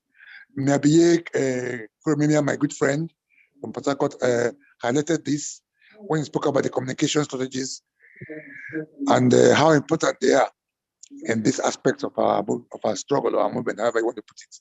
So we have done a budget, which I don't know what, this is not supposed to be the fundraising for media, but I think we'll have another event for that.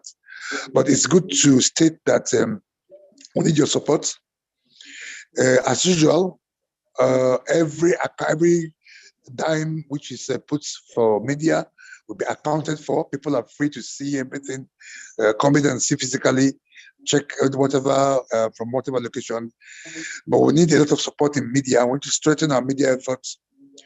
We need to concretize what we are doing. So everybody has the right information. We drive the right narratives and we drive the right public opinion to make sure we get our objectives as quick and as effective as they should be. I don't know at what point, Dan, that we want to call together people for a fundraising drive for media particularly, whether it will happen today or in some other gathering, but it's good to have put this through that we need to strengthen our media arm.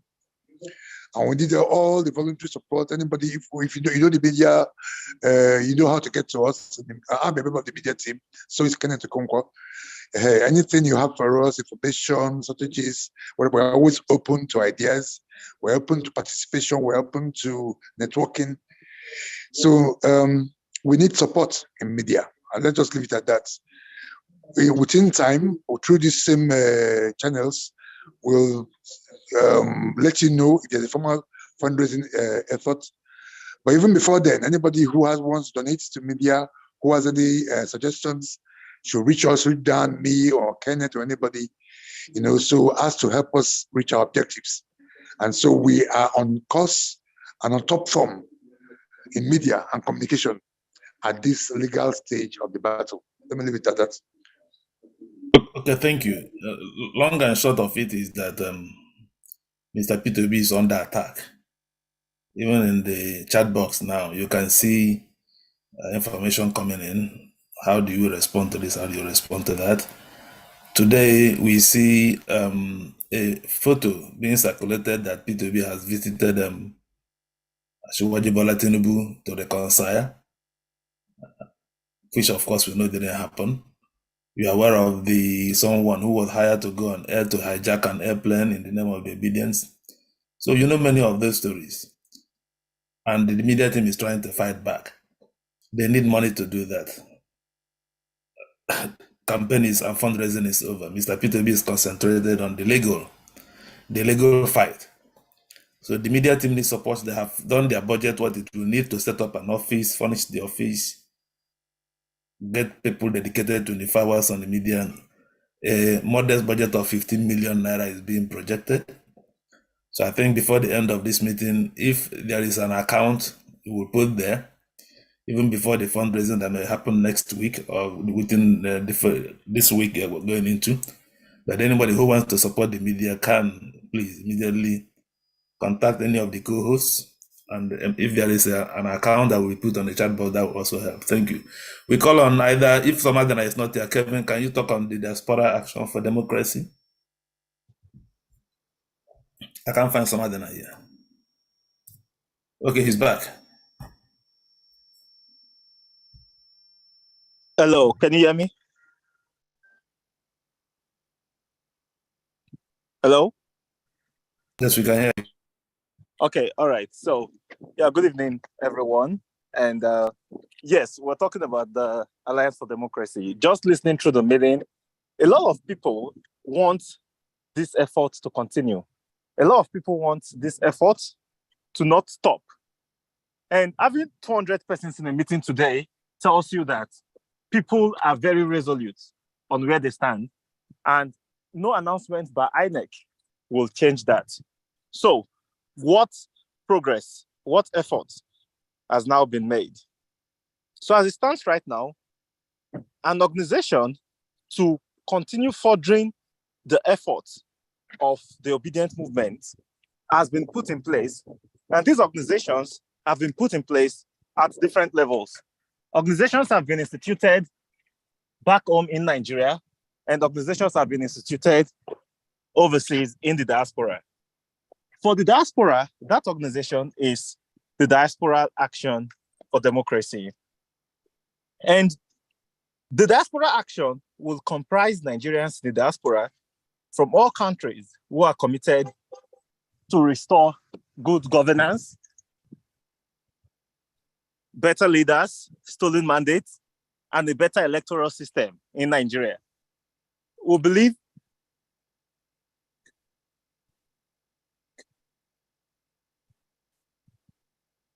that the electoral justice is essential to building a stable and democratic society in Nigeria. We are also committed to hold accountable those who perpetrate electoral fraud, violence, and other forms of electoral malpractice. How will we achieve this? We will achieve this through litigations and lawsuits, protests, media wars, and PRO engagement. We will also achieve this through discussions and strategies. We will hold continuous strategic virtual and physical meetings with all Nigerians in the diaspora from all over the world to achieve our aims and objective of our movement to install good leaders, bring in good leaders, and get more transparent electoral system. We will organize protests to put pressure on the authorities and the government to do this right thing and obey the rule of law. We will continue to initiate lawsuits and litigations using reputable lawyers to achieve our aim to retrieve our mandate and enable good governance in the Nigerian society. We are very serious about that. This effort will be funded through donations. To achieve our aim, we will continue to raise through crowdfunding to fund our activities to achieve our aim and objectives of the movement, install good leaders, restore stolen mandates, and get a more transparent system in Nigeria overall.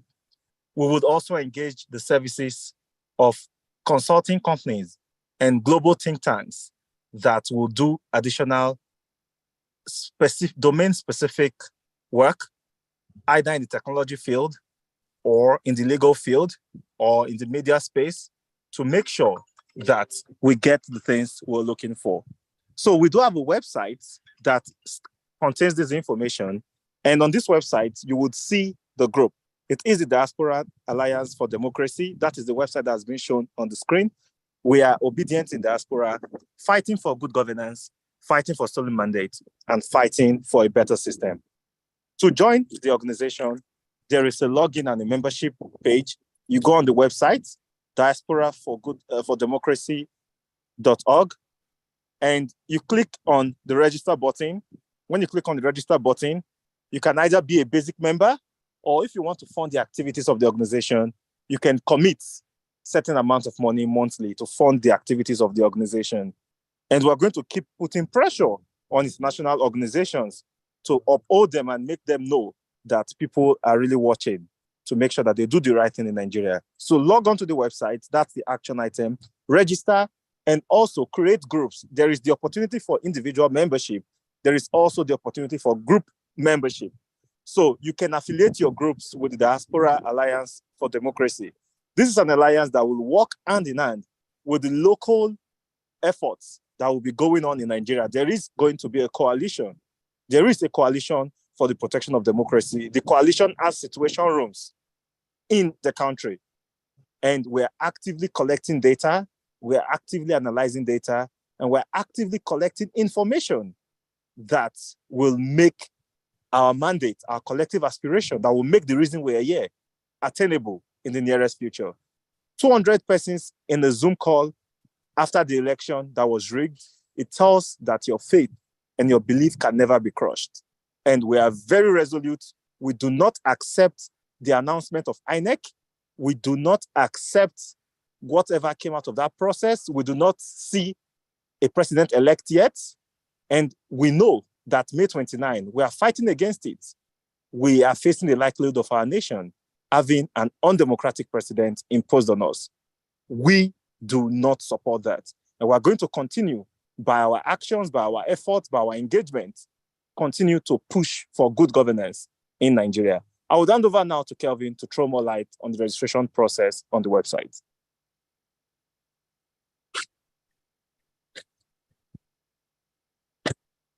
Hello. Just before you go on, Barrister Ken Okonkwo needs to leave for another meeting now. And we thank him very much for his astute contributions today. He's a very strong member of our movement, and he's been very, very vocal and very articulate in propagating our objectives and our views.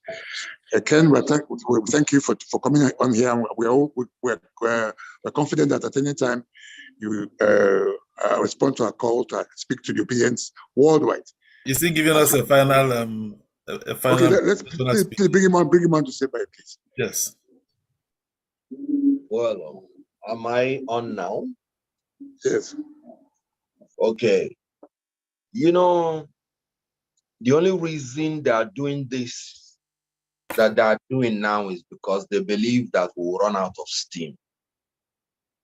I can tell you that as long as we remain consistent, they will run out of steam. Because just like if I'm going to use the international war going on between Russia and Ukraine, the other side is heavily equipped. The other side has the courage because they are fighting a just cause. They want to defend their land. They want to defend their country. And the courage they have is defeating a superpower nation with all their weapons. We are fighting a just cause. We are fighting for our land, for our future, and the future of our children. And our consistency and our courage will see us through. This is a movement of conviction, a movement of compassion, a movement of courage, a movement of character, a movement of capacity, a movement of competence. We must continue in that trajectory. And I tell you, yes, Russia may have gotten a lot of advantage initially, but they started receding. Their power started going down. Why? There is a people that know that their land is their land. Their future is their future. The future of their children is not in slavery. So it's better for them to live and die fighting for their freedom than to live eternally in slavery and that of their children. That is what is going on in Nigeria. We must liberate ourselves from both mental slavery, which these power grabbers want to make us to believe that we have ethnic differences, we have religious differences. It is not true. We are united in one purpose. Nigeria must change for the better. A new Nigeria must come. So what I want to let you know is that they did this because they believe we will lose steam. Once we don't lose steam over a while, they start losing steam. And when they start losing steam, they will not recover. The journey to a new Nigeria is not only possible, it's inevitable because we are heading towards a failed state. Anybody who wants Nigeria to resurrect, because we're almost gone. 77 trillion in debt is what this incompetent government is going to be quitting in next government. You can see how they cannot conduct census, they cannot conduct election, they cannot be consistent when they talk of oil subsidy. Unemployment is going haywire. People are living in extreme degradation and deprivation. Nigeria is heading towards a failed state. No security, no power, no money, no water. People are using money to buy their own money. When you check all these things, you discover that giving up is not an option. I want to encourage you before I leave. What you're doing for yourself, for your children. Except we don't want a Nigeria anymore because we're heading towards that. Let's continue this fight. Let's continue this light. Let's continue this movement. It will take us to where we want.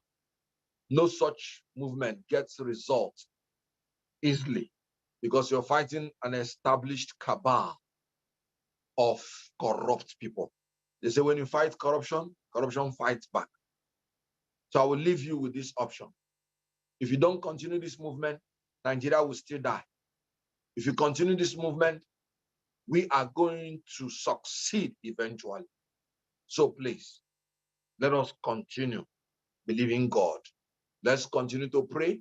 Let's continue to walk. Faith without work is dead, being alone. Let's continue the pressure. Let's continue. And we will get to our desired end, a new Nigeria, free of corruption, free of incompetence, ineptitude. We will overcome by the grace of God. Thank you very much for the opportunity to be in your midst. Thank you for listening to me. God bless you all. Thank you very much, Kenneth.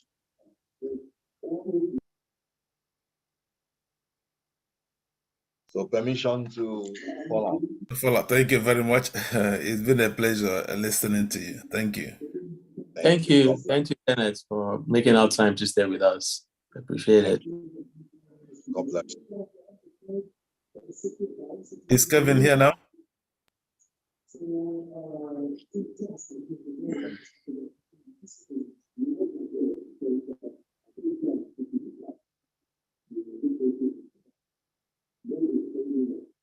Kevin, are you ready? Or do we call on Mr. Zeluche? Is he here?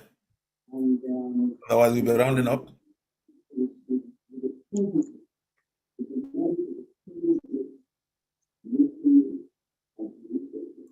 Let's continue with the other people raising their hands, please. Okay, I'm here, sir. Hello, can you hear me? Yeah. Okay. Thanks for having me. Okay. The Diaspora Action for Democracy. As a group, we've been able to get a website where we can bring in the Diaspora Action for Democracy, those in the diaspora, to come on board under a platform where they can contribute and get ahead and also fund what the activities that are going on in Nigeria right now. What we did was to bring everybody in through this particular website called diasporaactionfordemocracy.org. Now, when you visit that with the website, you'll be able to take action immediately by signing up and choosing a membership to join in. Now, for those people like Madima said, who want to join the web, want to join in, they can join either as a basic member or as a gold member, which is like a financial donor. So while joining in and you choose your membership, you'll be taken to the dashboard where you can follow activities that are going on right now in Nigeria. If you take it to the dashboard, there you can go ahead and look for whatever activity you want to go. Like we have videos on we also have updates, news on what's going on in Nigeria right now. Like I think we have on the website there where you have the latest happenings right now, which is the court cases that are to begin on the 10th. If you go to the blog section, you see it there. If you go to the video section in your dashboard, when you log in, you take you to the dashboard, and you'll be able to follow activities that are going on right now, watch videos. And also upcoming, we have a section for what you call upcoming events, where you can also know about upcoming events that are going to take place. Like the upcoming events that are going to take place on May 6th is on the website right now. You can also follow it there. We also have the upcoming, this particular events that we are doing now was also uploaded there. So it's a platform where you can always follow up on what is going on right now in the diaspora.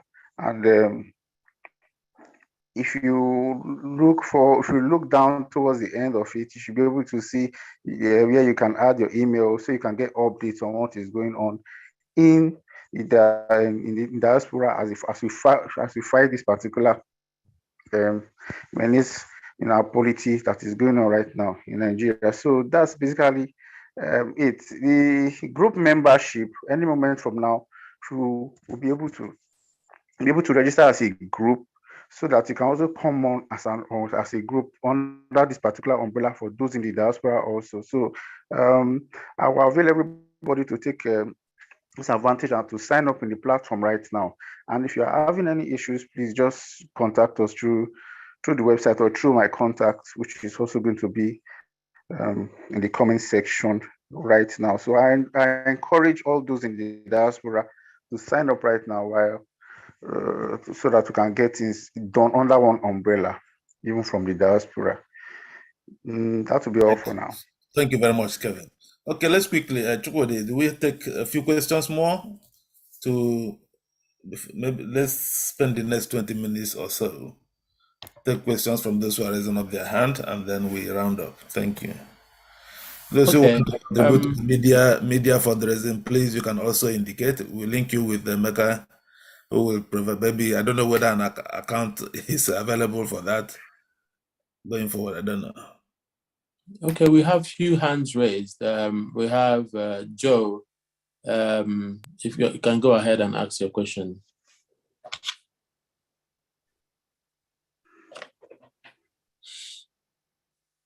Hello, can you hear me? Yeah, we can hear you, Joe. Thank you very much. Thank you very much. It's always good to do the right thing for giving the people that have raised their hands. Greetings, everyone. Part of what helps in this situation we find ourselves is consultation with appropriate entities, which can be determined through strategy sessions. My question is this. We know that the matter is in court. Based on recent statements by President Buhari, that the elections were free, fair, and credible, I was wondering if a delegation from the Labour Party has approached him with some evidences, such as those from INEC's IREV to let him know how flawed the presidential election was without the assumption that he should know? That's my question.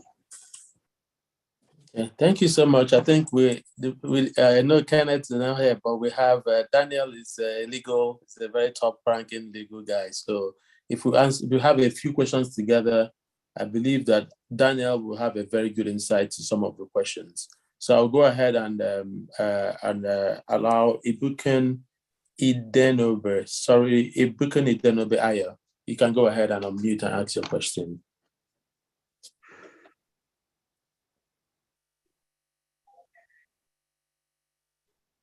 Ibuken, yes.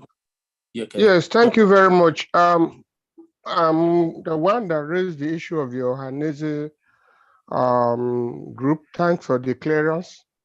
I want to say that even the presidency is shaking. They know the truth. This is vital information I have from very close person to the presidency. You know, all of us have ways of gathering information. We just have to be consistent with our struggles. You know, I'm in Nigeria. I've granted interviews in a private online television program. I'm going for another one very soon. Again, we must keep the tempo because they are aware. They are aware of what is happening. You know, they know that this election was not won, and the source from the presidency said that they would not hand over to this thing. This is just a smooth screen.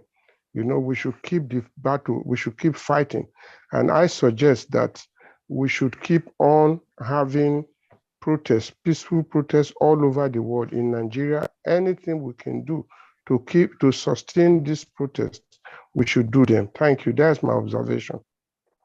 Thank you so much for keeping it short. We have Francis Opolu. You can go ahead and unmute and speak. Thank you.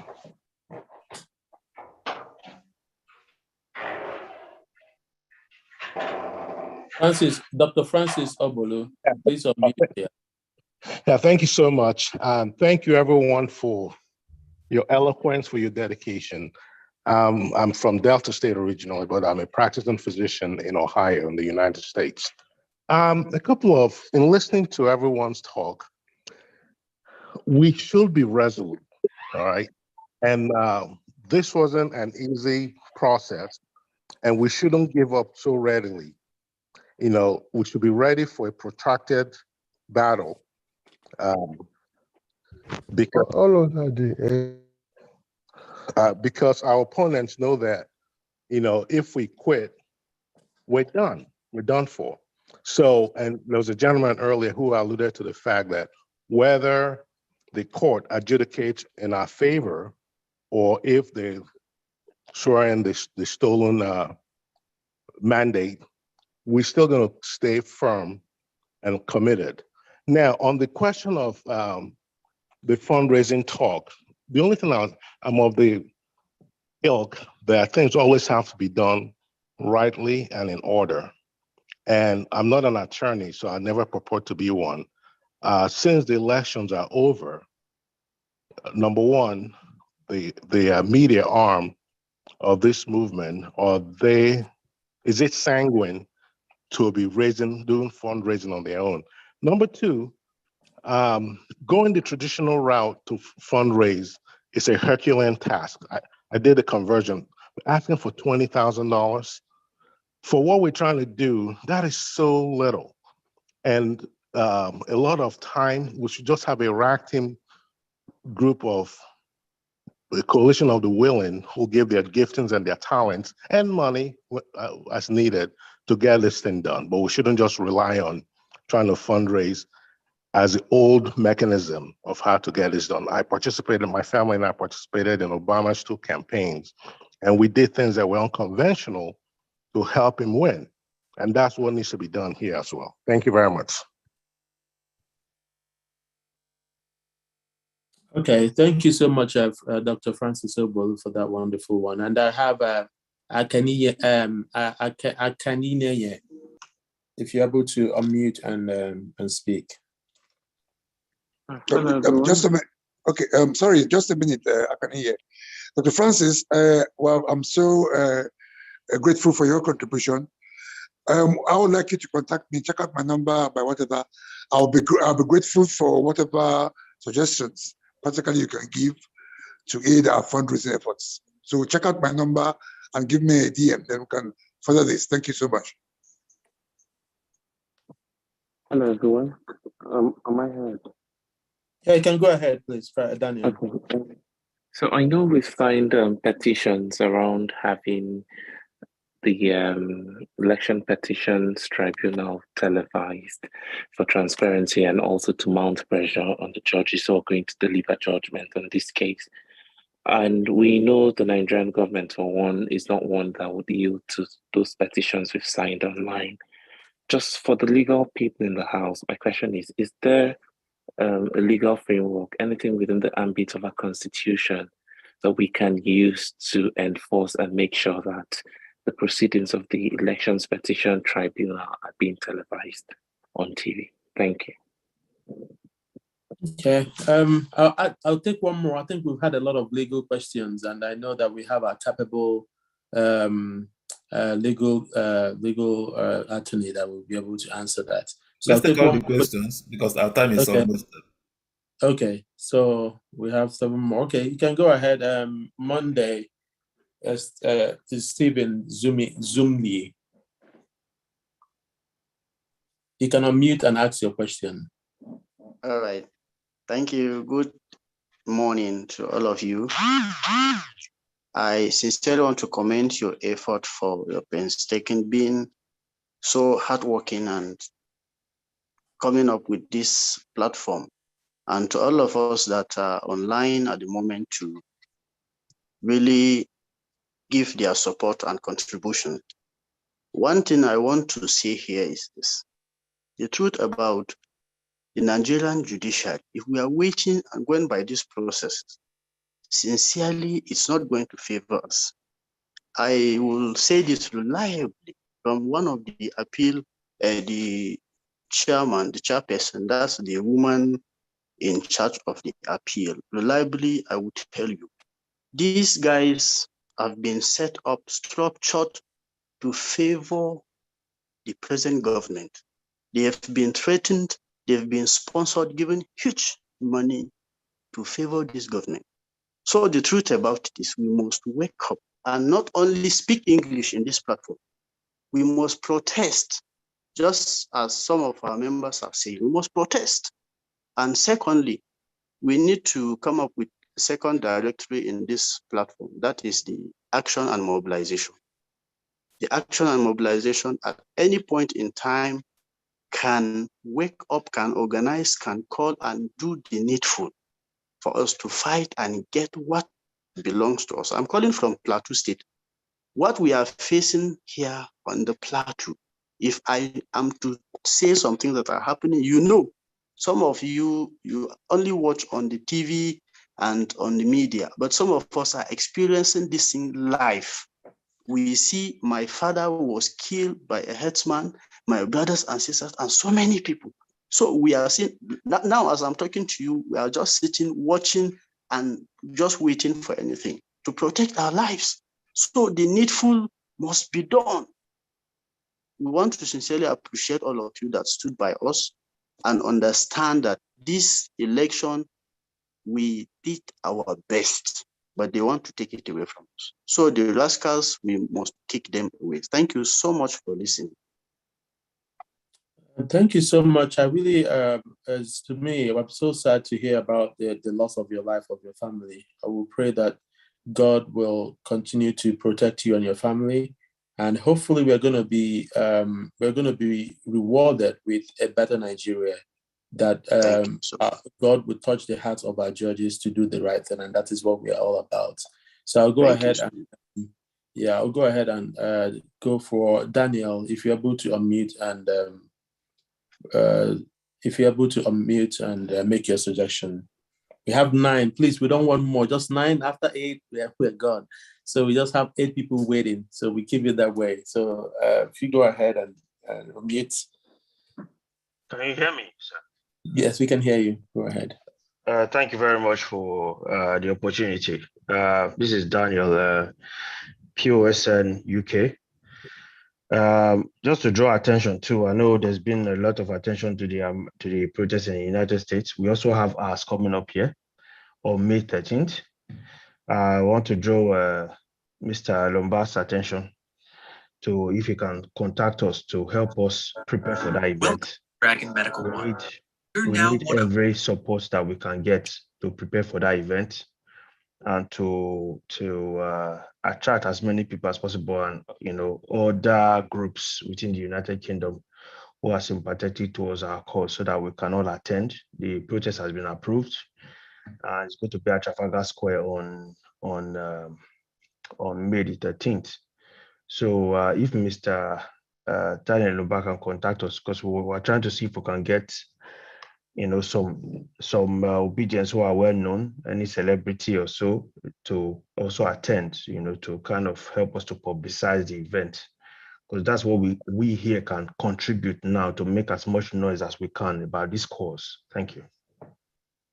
Thank you so much for that wonderful effort. I think this is what we need at this stage. We need to light the fires in different locations and get the attention of the world there. So thank you so much. And I know that the Obedient family is always there to support and make our events go live. Thank you. We'll go ahead and call upon Prince Solomon. You can unmute and then make your contribution. And just to recap again, I know we have, I'll just call the list so that we don't have more hands after this. So we have Prince, Matthew, Chimobi, Sam. iPhones, if you're able to rename your device. If not, I'm going to skip the 2 iPhones that are not named. And then we have Michael Ojiako, and then we have Dr. Cheta. And then Dennis Ray Ogosi, that's the last. So Dennis, you're the last. Okay, so go ahead, Prince Solomon, and unmute.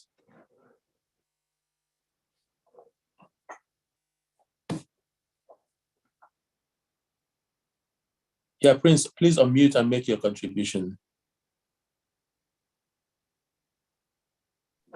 Okay. In the absence of that, I will go ahead and call upon Matthew. Matthew, please unmute and make your contribution.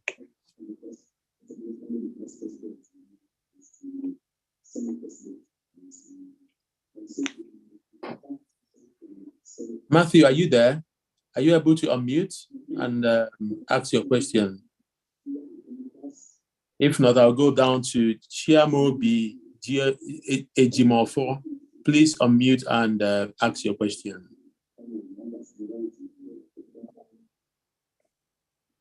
What's going on? Is that from me? Can everybody hear me?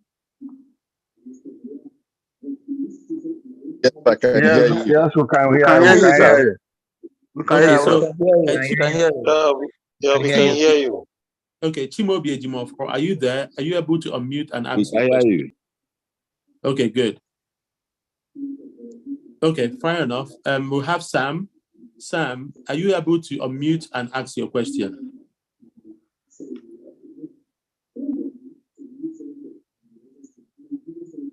What is happening, guys? That's So okay. something they turn on there has already set, and they're still there. So just move to the next person. That's We what can I'm hear doing. you. Okay, so I'll skip the iPhone. If you name your device, you can go back. And then we have Dr. Michael Ojiako. Please unmute and ask your question. Yeah, hello, can you hear me? Sorry, hello, good evening. This is Matthew. Sorry for the Matthew, sorry. Yeah. Matthew, are you able to just allow, I think we've passed that. Can you allow Michael Ojiako to go ahead, please? All right, all right. Yes, good evening, everybody.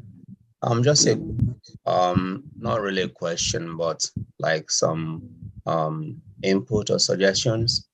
And then the first one is about the people assigned to Peter Obi's case for the reclamation of the mandate. For me, I want to echo what the young man from Jos said. about being proactive. You know, what can the people in the diaspora, especially those in the media and data team, what can they pick up, dig out about those individuals? Are we going to wait until they've announced tickets or start, you know, trying to see how we can respond? If we can be proactive and discover that any of them is already compromised, they should not sit on that case. We should not allow them to sit on that case. Anyone who has a past that is unhealthy and unwholesome must not be allowed to sit and pronounce judgment, because we know where it's going to end up. Just like we should be proactive and never allow Mahmoud Yakub oversee any election anywhere on this African soil. So that's the first thing. And then the last thing I want to also say is concerning this group of people in the diaspora, very commendable. Let's also keep in mind there are those who have been making the same effort to unite people in the diaspora since the inception of the obedient movement. You know, so we should think on how to be able to like liaise with them to work as one so that we can make this mission of building a new Nigeria possible, and to ensure that the people who are at the forefront of this effort are also doing so selflessly for the common good. Thank you. Thank you so much. I'm going to call on Chete and then Dennis Ray or Gosi, you know, to make their questions. Chete, please unmute and ask your question. Hi, thanks, Chukwudi. Thanks, Dan. Thanks, everybody that organized this. Thank you so much for the speakers. Very inspirational. I'm going to just a quick question, asking, really piggybacking on what our colleague from Plateau said. Really, we should. I know where there are a lot of demonstrations here in diaspora, which I'm going to be part of the DC demonstration next weekend. But honestly, I really think peaceful demonstrations in Nigeria are the way to go, to put a lot of pressure on judiciary, which we all know, no matter how positive we want to be, to a large extent, are most likely compromised. So the kind of the surest, not even sure, the more certain way to get the right judgment is to put pressure, and that pressure needs to come from, I think, within Nigeria, because you can't even count on external Western forces to follow through with all the geopolitics going on. So I'm repeating the question he asked, or his recommendation, in the sense that, you know, are we going to have like a group from here that is going to be overseeing like an action mobilization group? We know when we did the sensitization mobilization, when during the campaigns, there was a lot of coalitions between diaspora and people on ground. Is there any way we can have this happen? And I also wanted to ask the people, I don't know, I guess there's no PCC right now, or maybe there is. Is there any concerted effort from that angle to make sure if we need to have peaceful demonstrations when we need them, because we definitely need them. And then, you know, if there is not, or maybe there is there any plan to have the support groups coalesce once again to be the mobilizers of peaceful demonstrations, especially on court days and moving forward? Because if he gets sworn in, definitely it's going to be tougher. So we need to get organized sooner than later.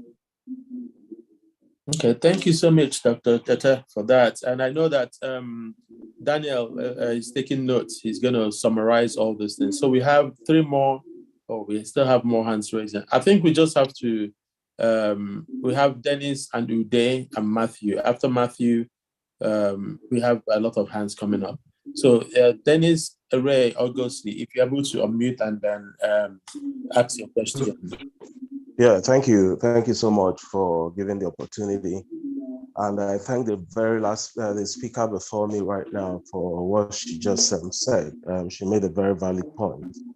Now, going back to the action plan ongoing with regards to demonstration in America and all that. Like I'd always said, I don't think that's quite enough for what we're trying to achieve. Demonstration and conferences, which we have been talking about for quite some time, is not quite enough, because we are banking and hoping that we'll get the news media to come into covering this event, depending on the people that are turning up for this event. Now, my thought is we successfully sponsored words, pushed the campaigns and all that by coming together and putting resources. Now is the time we really need these resources to showcase the evil that went on in Nigeria through the 25th and 18th elections respectively. So what are we doing towards that? Because it's of my opinion that we can come together, start broadcasting the evils that had gone down. We already did a solid collation of videos, evidential videos. So this needs to be aired. It's not enough to get media covering rallies. No, we have to pay them to give them the job to do it. They should be showcasing not only in the West, in countries around Africa, everywhere they have media. We should be doing this. So are there any efforts towards that? Can we start coming together to raise resources to do this? Thank you. Okay, and then we have, thank you so much for that contribution, for your question again. We have Uday, followed by Matthew, and finally Sam. Can you hear me? Yeah, we can hear you. Good evening, everybody. Thank you so much. Everybody has spoken well. I mean, Washington, D.C. And I'm looking forward to the demonstrations come May 3rd. My only concern is the 5 justices from the North and the North Central. That's our issue right there. We all remember what happened to Justice Onogen, how they removed him and nothing happened. So that's my fear, right? I understand the principal wants the court, but he's dealing with a guy that doesn't really care about the laws and whatever he needs to do. So the question is, yes, May 29, unfortunately, bearing no other efforts or any other issue, Tinubu will be sworn. The question is, will there ever be any issue or anyone believing that Tinubu will not either remove one of his justices or cause any of his testimony? So I believe we need to make a sentence before even before the May the 10th, 13th.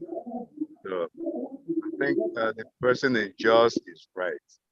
Question to Mr. Elomba is, all the connections you had during the election period in all the state local chapters, do you still have those names? Are you still in contact? The question is, let's keep the principle out of this. If for one day on the May 10th, everybody will shut down the whole Nigeria, and we do the same thing here overseas as we are doing on May the 3rd, I think that would draw more attention, because I know definitely in Washington, D.C., they need more attendance for CNN. That's all I have to say. Thank you, everybody, for your efforts. Thank you so much for your contribution. We go into Matthew, and after that, finally, Sam.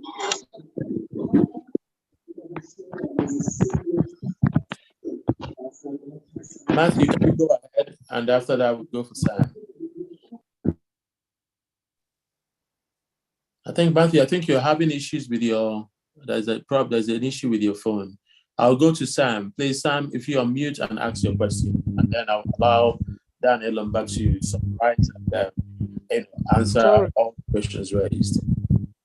Sorry, I have unmuted myself, and my contribution is as regards the tribunal sittings. I live in Abuja here, And we have plans of having a physical protest on every day of the sittings of the tribunal. So this is just an information. Mine is not a question, but this is an information to the platform that is what we plan to do. And obviously, we want everybody in this meeting to relay this information to anybody who is living in Abuja to join us in that particular protest. It is going to be a peaceful protest. We're going to stand with our placards and then make our messages, convey our messages to the judges and whoever that is concerned about the process. Thank you. Okay, please drop your WhatsApp information on the platform. I'll be contacting you also just to see your preparedness. And finally, we have Sam. Is this Sam? Sam, please. Okay, good evening, please, sir. Yeah, continue, Sam. I can hear you. Yeah, good evening once more. My suggestion, I don't know if you can hear me.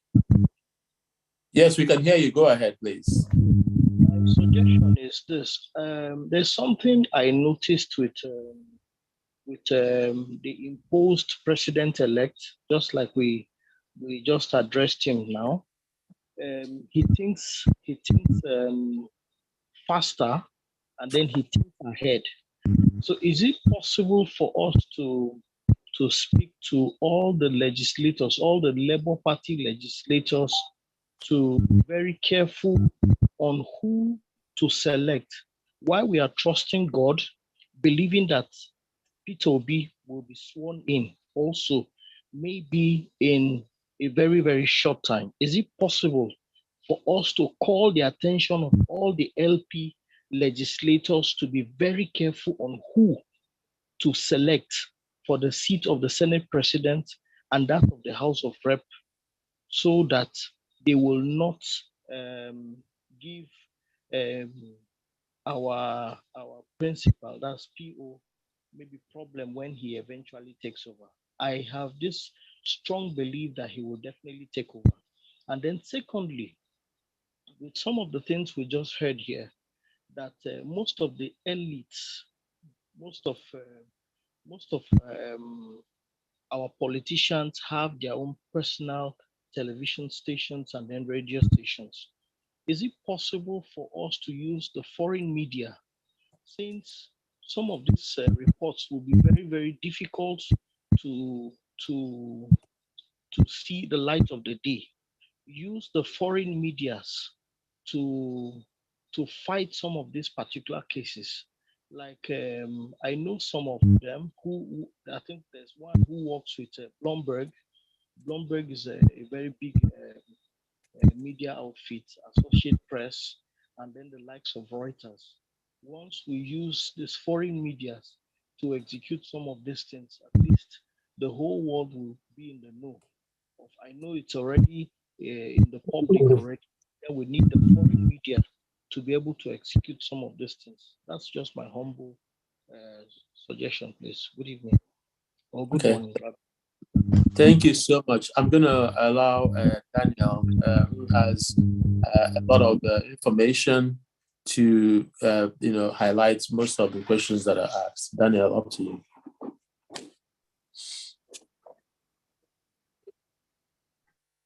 We should stop. I don't know how it's okay. Transfer the host to Kelvin. Kelvin, can you stop the live streaming?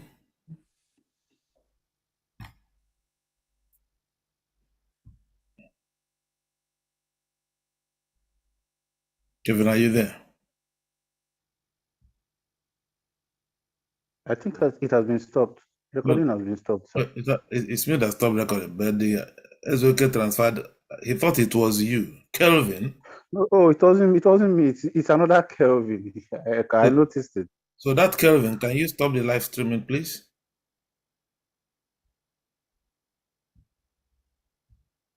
He initially transferred it to me before he left. And then some